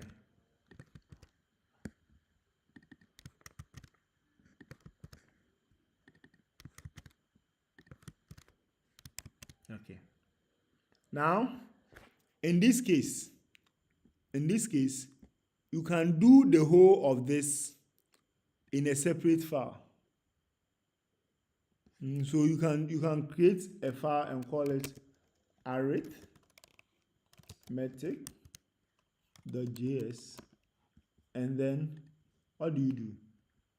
You cut the whole of this and then you put it here. Now once you do this, you can do modulo.export equal to arithmetic. Okay. Now once you do the modulo.export arithmetic, it means that the arithmetic will give you addition, multiplication, and average in one file. So when you come here, if you want to call it, all that you have to do is to call const arithmetic is equal to require what? The file name, which is, so we call this file name here, require that file name, means that it should, before it runs, it should include this file name here. Once it does that, it means that you can do this arithmetic dot, and then the addition will come dot. So wherever you want to, arithmetic dot, this dot, average dot, this dot. Okay. Yeah, I think we are good. Let me go back to our number 3 here. Okay, so once we do it this way, let's run our code and see whether it works. Okay, you still get your results. So doing your code that way, it doesn't, so it helps you. You are, when you encapsulate it, it means you group it into one separate organization, so that it will be easier. So if you want anything arithmetic, you just come here and then you find all the functions here. So you can add up, this file can go, but then when you come here, you can still use it. You can also move this log function into another file, and then we call it, let's say log.js. You just put it here. All that you have to do is model.export is equal to, you put it in an object. So you can first declare your object, say const log is equal to login results, and then do modulo.export is equal to log. Or you can just bring the whole of this here, and you don't have to declare it here. You can do it direct here. Yes, and you are good to go. Same as this one. Instead of doing arithmetic here, you can just bring the whole of this, delete this, and then you call this directly here, and it still works. So once you export this, you just come here and you include it here. So const log is equal to require into brackets quotes ./log, and then the file, no, so this, whatever is in the file will be stored here, and then when you do log dot, so when you do log dot, you see the function will show there, and then you can display. So log dot, you see the function there. So wherever you want to use the function, you do log dot, and then you can. So this is what we call encapsulation. So doing something like this make your code. So you see that now for a single code we have separate files. So this file, so when anyone comes to the file, you say, oh, this is the arithmetic file, which gives you your addition, your multiplication, your average, and any arithmetic you add to it. When it comes to your log, oh, this is where it will display your results for you. Okay, so this file is the main file where you'll be able to do whatever. So that is how good functions can make you be.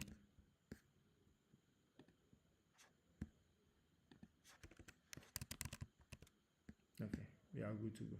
So this become cleaner, simpler, and a good way to use it. Any question up to this point?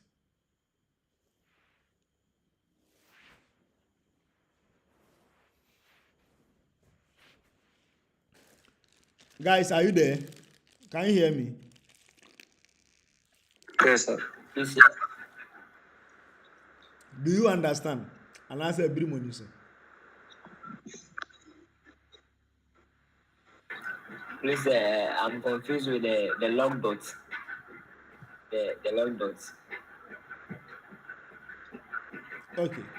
So what we did was that you realize that this function was in the index.js file, right? Do you remember? Yes. So we cut that from this file, so you can no more find it here. And then we created another file and then placed that in. Once we do that, once you declare it, it's only in this file. To be able to expose this function to any other file, you do module.export. And then it's equal to. Now the reason why we put a curly bracket is that if you can do directly here like this. You can do, even though you can do directly like this. But if you do directly like this, it means that this file will only have one function. So look at this. For the arithmetic, we have what? Three functions. When you move the curly bracket, you can only add one, but that's the reason why we place it in a curly bracket, making sure that this all the functions are exported. Now, so when you assign it direct, it means that, let's say for the login is only one, so you can do it direct here. Once you do it direct like that, it means that when you come here, when you call this direct, there wouldn't be a need for dots on it. So you instead you call it login results here, and then you remove the dot log, the log, the log, the log. So let's run it and see.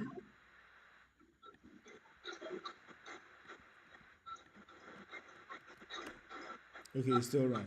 So the difference is that once you put a curly bracket on it, the function becomes an object. And then to access an object, we have done object. I told you that to access an object, you do the object name dot the key. And what are the keys? The keys for the object are the names here. These are the keys for the object. So when you come here, and because arithmetic is an object, if you do the dot, the key, it will access the actual whatever is at the key. But because this, we did not put an object here, this is just a variable. So once you call it here, directly, this one can be used. So that is it. So we put an object, we put it in an object. When you are exporting, you put it in an object because there are multiple files. And then if is that file will hold only one single function that will be used outside. All that you have to do, you can put it directly on it. Do you understand now? Yes, sir. Okay. What about Danny? Danny, do you understand?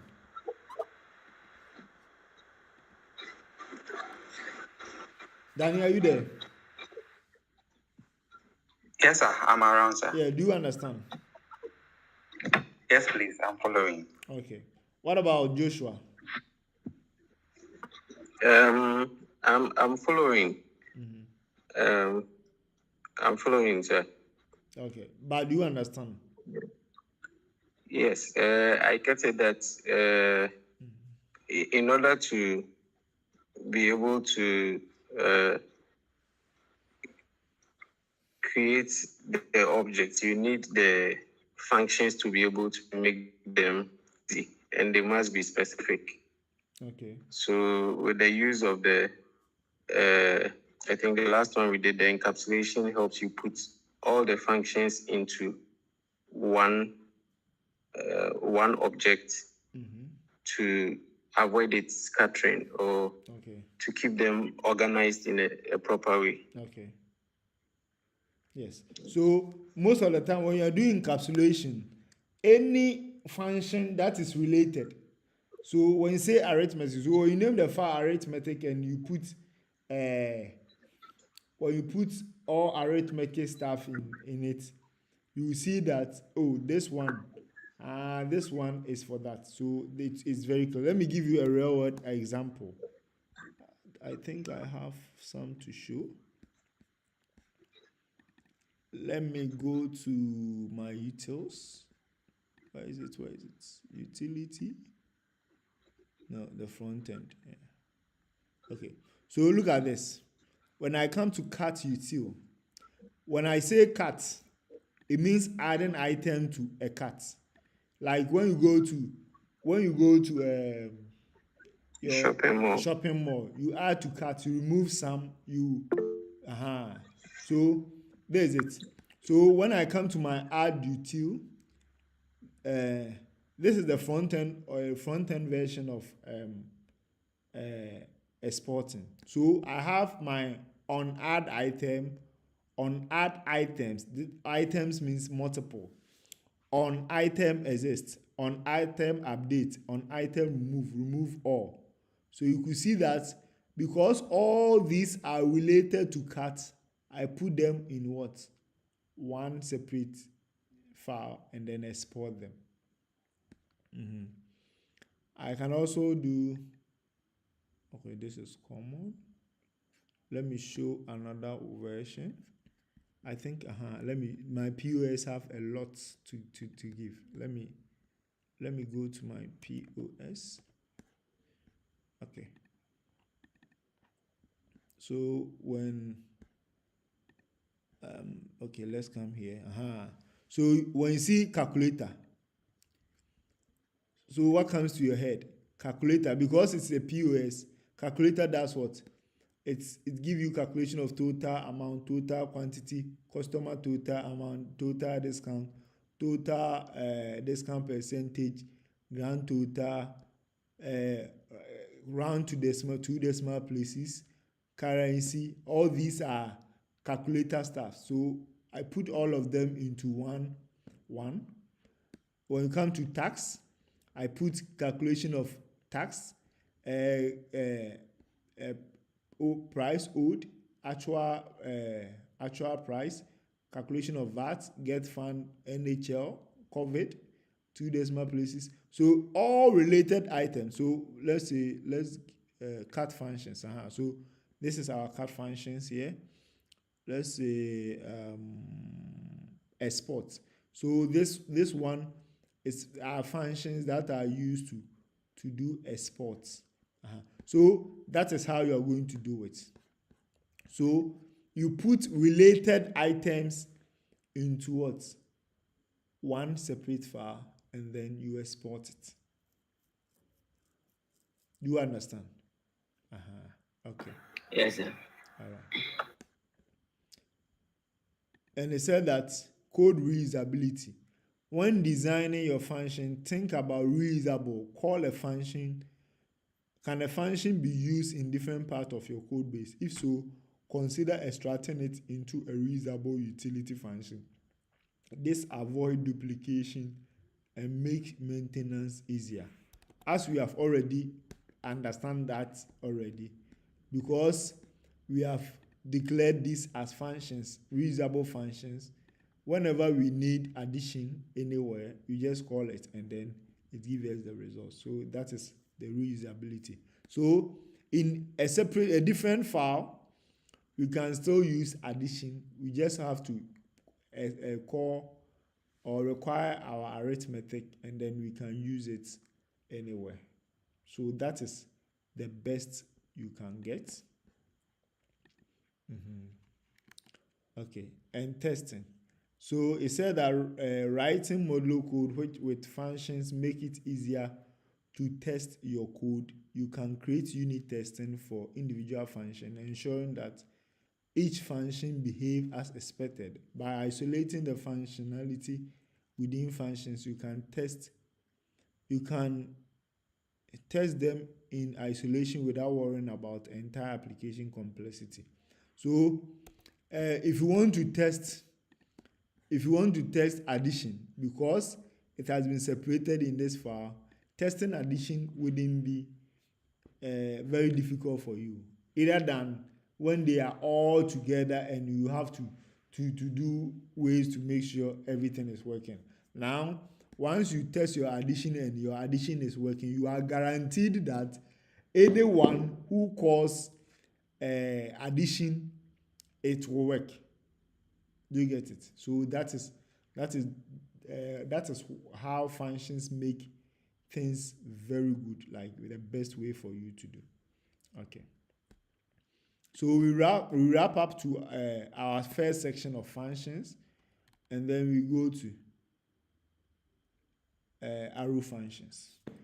Arrow function is also a function, but this is where things are going to be a little bit simpler than what we did. Even what we did now, we thought it was simple.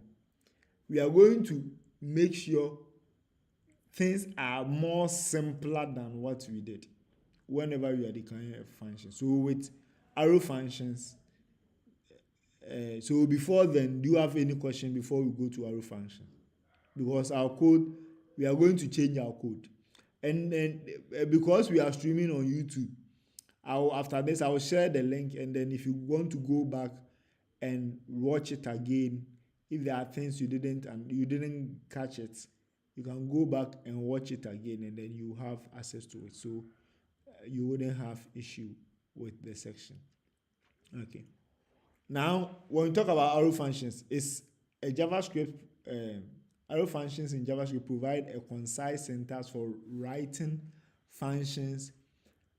They can help you improve code readability by reducing boilerplate and making the code more expressive.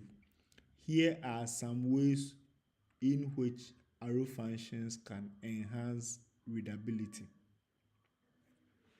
Now, when we talk about arrow functions, it's the same as the functions we are doing, just that it is another way of writing the same function in a very simpler and very easy to read form. Okay, so without wasting my time, let's go to them. Okay, so you realize that, okay, let's use our coding to see. Now let's come to our functions here. Now look at our functions very carefully. You realize that these functions have the keyword function, they have addition. Yeah. So the same functions, you can, this in the olden time, doing something like this, you can rewrite this as this: const addition is equal to function into brackets, and then this, and you return, you do your n1, and then you do your return here.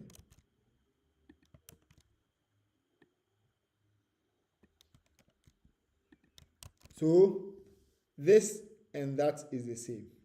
This and that is the same as the function. But then with the introduction of arrow function, you can remove the keyword function from this, and then it will be much simpler. Now look at this. So with the arrow function, you remove function from here and just you put the arrow function here. So what is arrow function?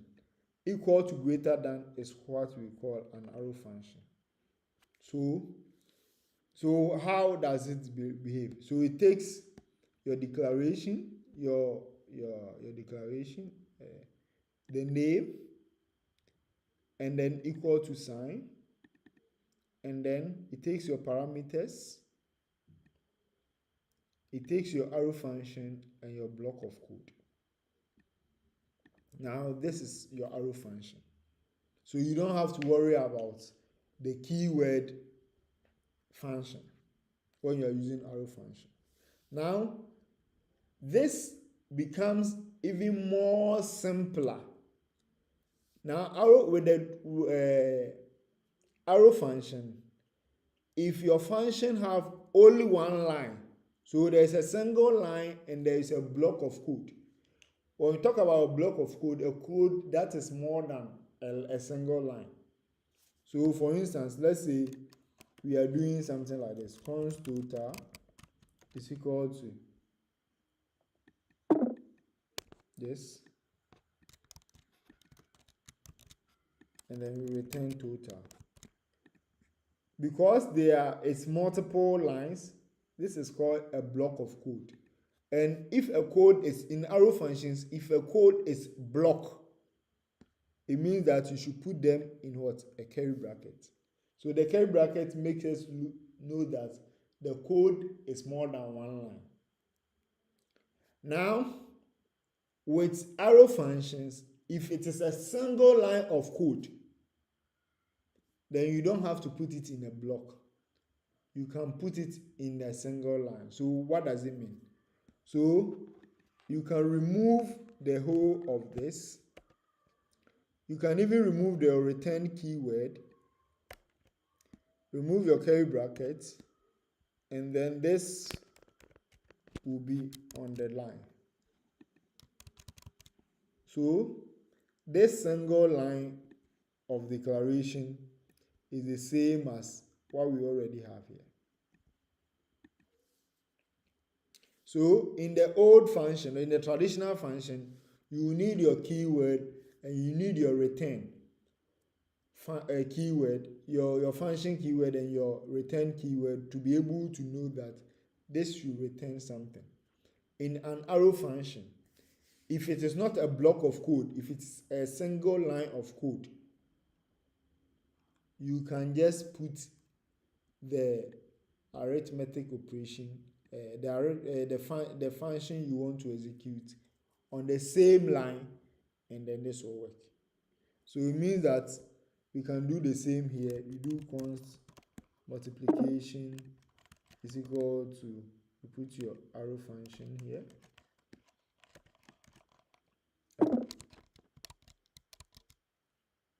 You put your arrow function here.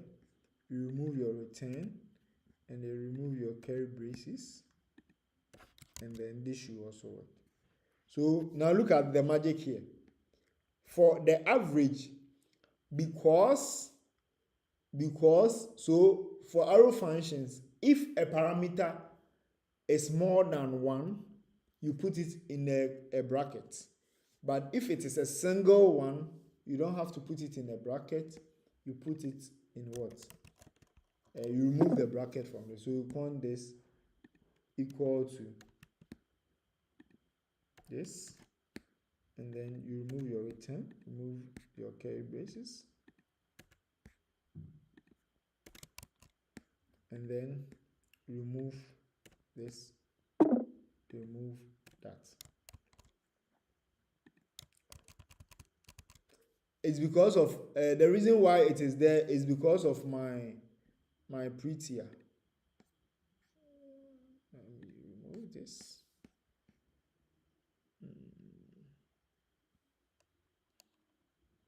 There's something called prettier.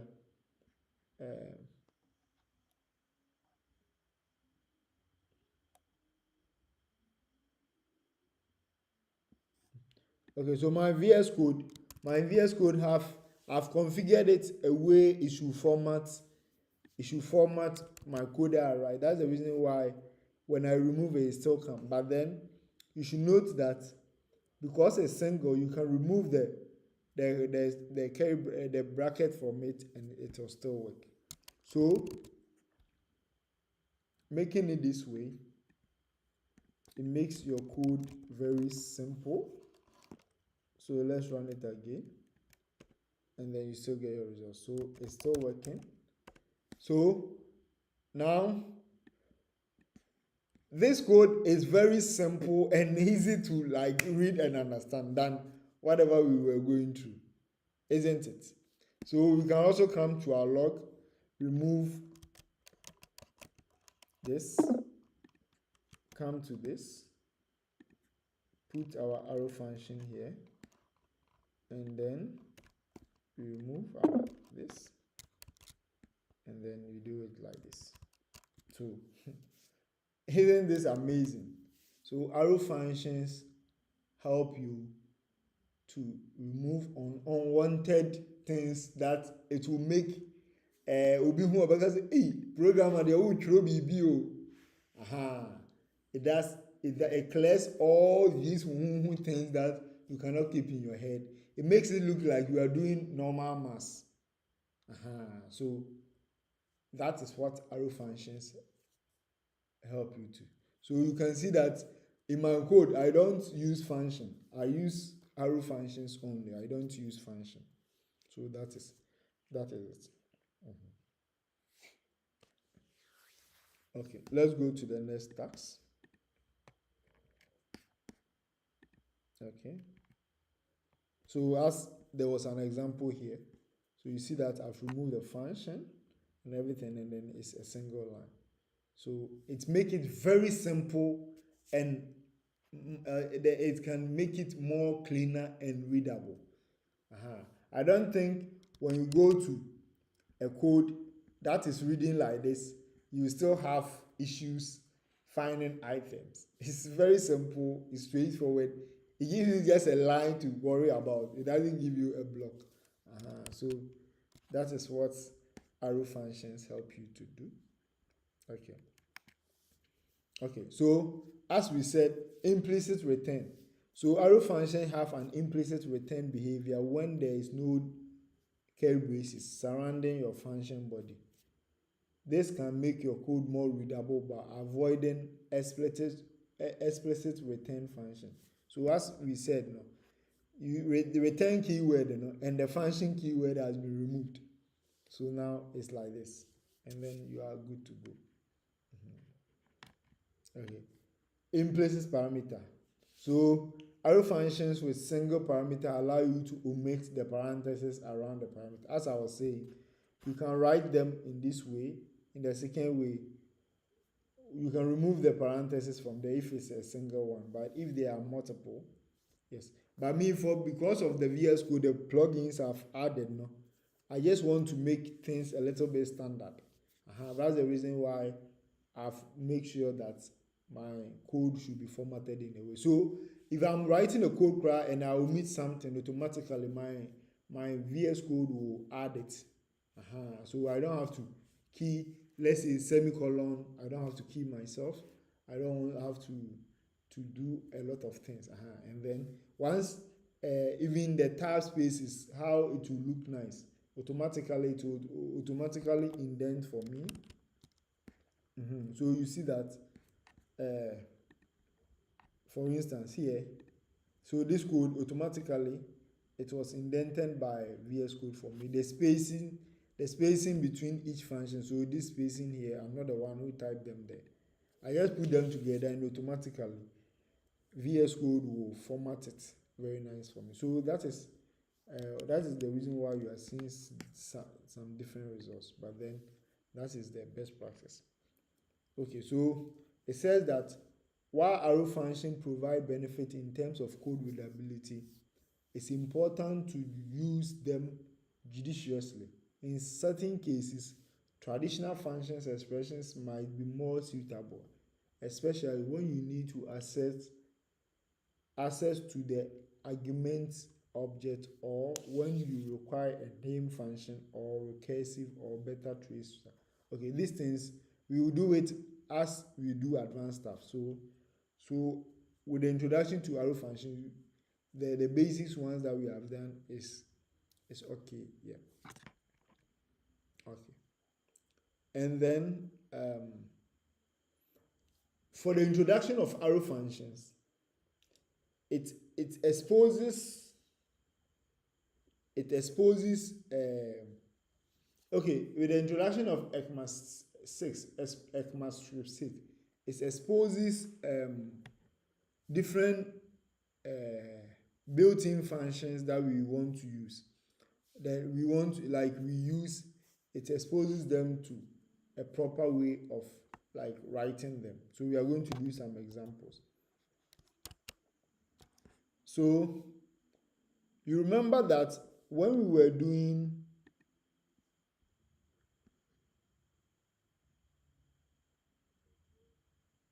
okay, we have not done loop yet. Okay, which we will do with maybe probably after this. Now we realize that, okay, let's pick this and come to our lesson 2. Okay, so let's create another file and say functions.js. Okay, so here let's declare an array like this. Now in our normal because an array gives you a list of items, to be able to access it, you need to loop through it. Now notice, you need to loop through it for you to be. So in the normal circumstances, if you want to display them, all that you have to do is to do for into brackets let I equal to 0, I is less than fruits dot length I plus plus. Okay, now if you want to display, you can do console.log fruits of index I.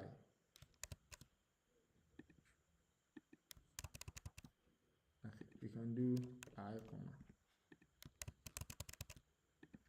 Let's do I plus 1 comma. Now when you run this file,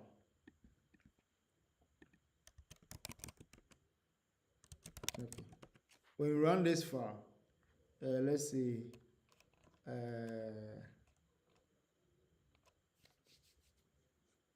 how do you call it, node f and x. Okay, so you can see that this function, this array, when you are looping, the I represents the index of the array and then the array name. So when it's looping, it will first check, it will declare I to be 0, and then it will come fruit of index 0 is what? Mango. Then it will check whether 0 is less than the total number of fruits. If yes, then it will add 1. It will do that till the loops finish before it presents it. Now with the introduction of arrow functions, you can, instead of using loops here, you can rewrite it in a better way using built-in functions. What are some of the built-in functions? Now, array have some functions on top of it, and then so to do that, you can just do fruits dot map, which is a built-in function, and then into bracket, do another into bracket, and then we do fruits. This is a single fruit, comma index, and then we put an arrow function here, and then our curly bracket here. Now when we put our curly bracket there, we can do our console.log into bracket index plus 1 comma fruit, and then this will give you the same results. Let's do our console.log here to make sure that it has been separated. So when we run this, let's clear first. So you see, it's the same thing. So because of the arrow function, you can rewrite it. You can even, as I told you, because of arrow function, if it is a single line of code, you can just remove the curly bracket from there, and then this code will still run. So you see, so between this and that, which one is more cleaner? So you see, the arrow functions help you to write more code. Now let's say let's go back. Okay. So let's say you want to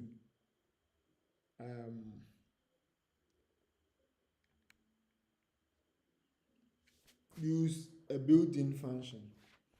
Like, let's say you want to add the total numbers of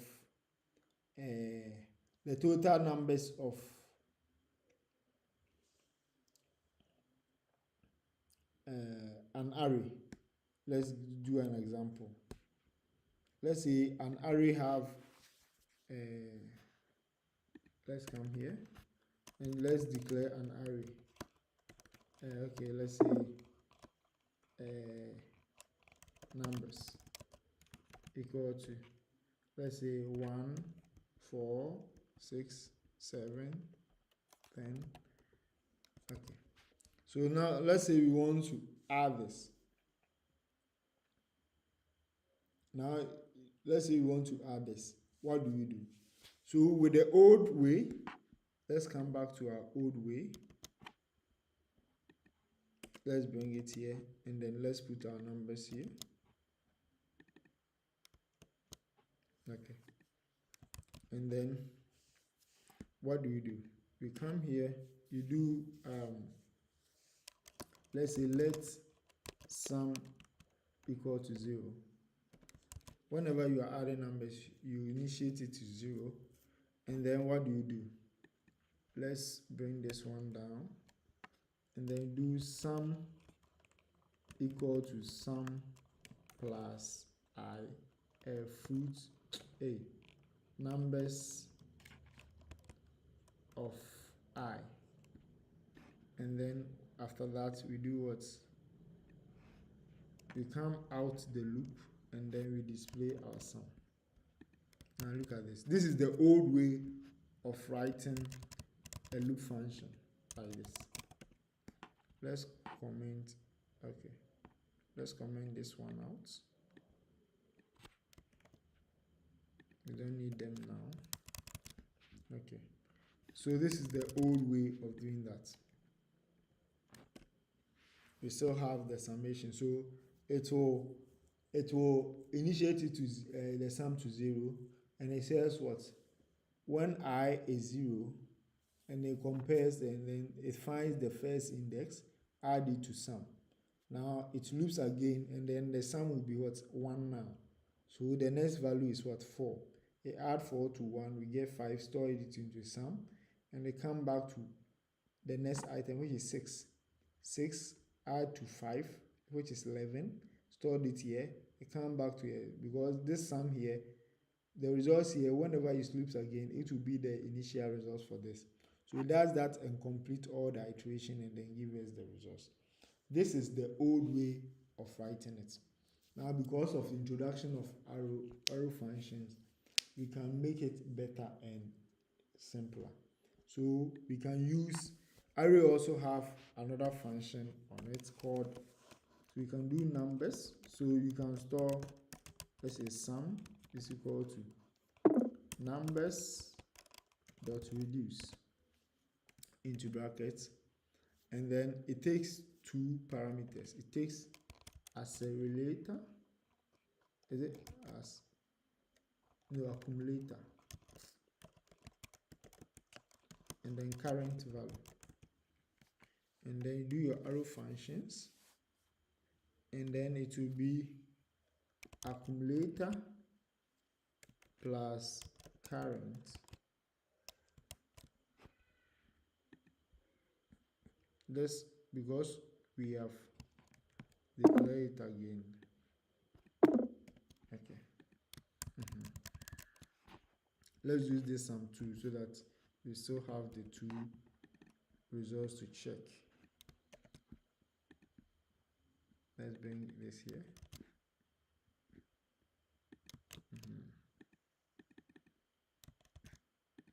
Let's put this sum one here.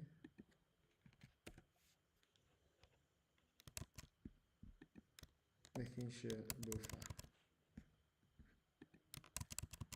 Okay. So with the reduce, this will be the accumulator.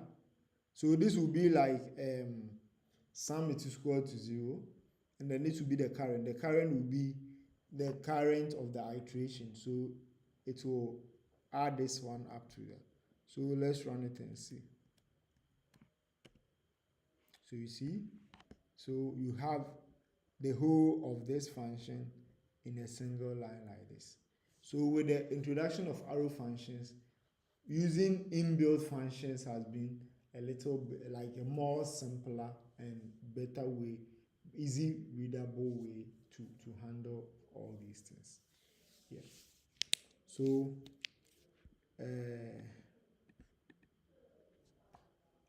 this is how far we came for our functions today. Any question before we close?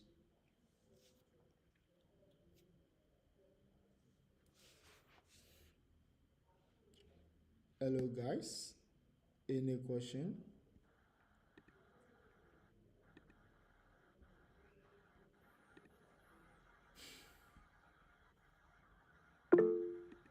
Yeah, Robert. Sir, please. So the reduce, it also serves as a function or a key. No, it's an inbuilt function. But then, Okay. so look at this. It's an inbuilt function on an array. So it has been exported as an object. That's the reason why we are doing dot reduce on top of it. Okay. So the dot reduce, the dot reduce means that when it was exporting, it was done in an object. So Okay. I get it. Any other question?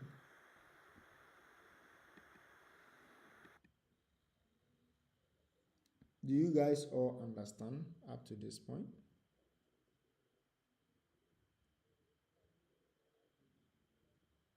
Joshua? Yes, sir. Yeah, is it clear? Yes. Okay. I've followed till now. Okay. Yes, sir. I followed till now. I think I do a bit more reading on the whole, read over the whole function thing. It would open up my mind better. Yes, yes. But then I've got the concept of where you need the functions to operate in the objects as well as the keys. So I think it's chunky. All right. Okay. Yeah, Robert, your question. Sir, please. So the accumulator and the current, they are all inbuilt. No. They are just names. You can just put. Let me share my screen back. Okay.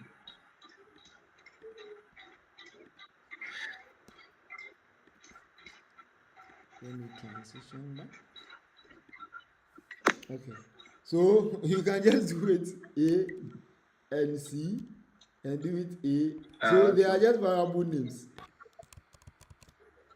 So it's not anything. You can do it sum and value here.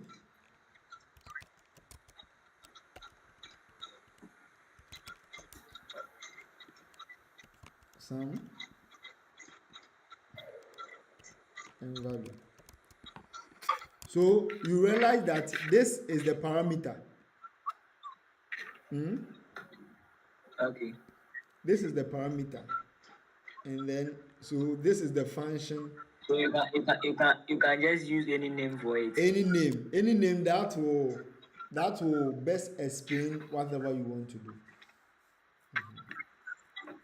Okay.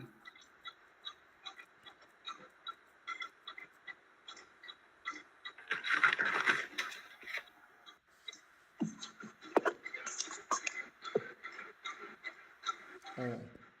Is there any issue?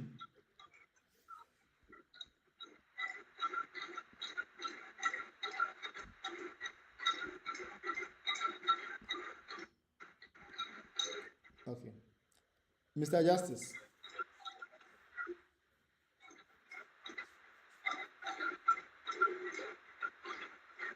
Okay. So, next week or when we meet again, we are going to continue with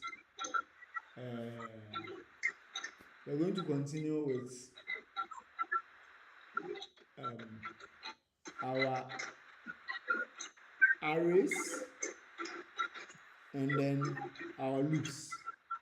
Yes, we need to do our arrays and our loops, and then yeah, we can. So as I'm saying, we are going to move to more advanced stages. From now onwards, we are going to do more advanced stages. So next week, our first 1 hour, we will use it to learn how to use ChatGPT. Yes, Joshua, your question. Oh, sorry for putting in place. I just wanted to confirm again the reduce. Okay. The symbol that represents it is a bracket as well. What does it mean by the symbol? So, sorry, the function reduce. Yes, I realize the brackets are two. The pink colored one. After going numbers dot reduce. Okay. Just before you put in the sum and the value. So I'm saying that, look at this. I'm saying that this. Yes. This is the first two brackets is what? Is the parameter. The parameter, okay. Yes. And then this is the actual function. Okay. So you can see this, the whole of this. The whole of this is like this. You can declare it up here. Okay. Let's say const. Let's say summation is equal to this. Are you familiar with this? Are you familiar with that? I'm not too familiar. Yes, this is the earlier ones you were taking us through. And then this Yes. is here. Do you get it now? Okay. So those are two separate functions. The first one is the summation. Okay. So this reduce function. Then the second one is this reduce function use another function in it. The parameters are functions. Okay. It's like what we did here. Okay. Let me give you an example. What we did here. Here, you could see that the average, this average, is calling what? Another function here. Yes. So it's like this. But then you can remove the whole of this and then you put it here. Into the summation. Yes. No, you put the whole of the function for the summation into the reduce and you still have the same results. Into the function for reduce. Okay. Do you get it? Yes, please. Yes, please. Okay. Thank you, sir. Yeah, Robert. Sir, please, the I. Is it always I, like the index? It is indicated by I. No. Those are variables. So you can put anything there. Okay. So are you not familiar with when we started? I said that let a or number or I, or you can do const. These are variable names, so you can. Okay, you declared. Okay. So it's just they are just names that I've used. So you can put, instead of I, you can put index here, just to tell that, oh, this is the index. Okay. They are just there. They are not keywords. They are so index plus plus. That's the reason why we said that whenever you are declaring a variable or anything, whenever you are declaring a variable, I haven't shared my screen. That's why we said that whenever you are, can you see? Whenever you are declaring a variable, you have to make sure that it is descriptive enough for you, the developer, and anyone else who read your code should understand it. So instead of I, you can just make it index, so that anytime you can, this is the variable that holds the indexes for the loop that will be used, and then you are good to go. Okay.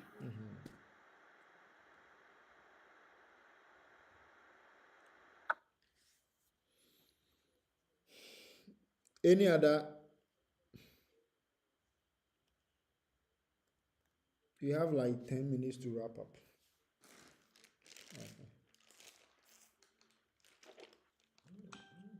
So we will discuss in the group from tomorrow going when it will be suitable for us to have our face-to-face section, and then we spend like 6 hours, and then we do first 3 hours, we make a break, and then we do our second 3 hours, and then by the time we will be able to capture more, and then we will know what to do. So we will discuss it in the group, and then I want each one of you to participate in the discussion, and then we make sure that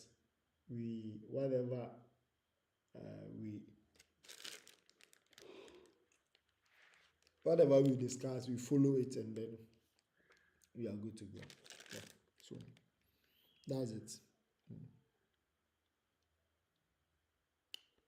Okay, so if there are no questions and there are no issues, we will end our section here. So hopefully after our discussion, we will know whether we will meet next week Thursday or we will have a face-to-face section. Okay, so thank you for your time, and then have a good night. Thank you also, sir. Thank you. Bye bye. Have a good night too. All right. Bye bye.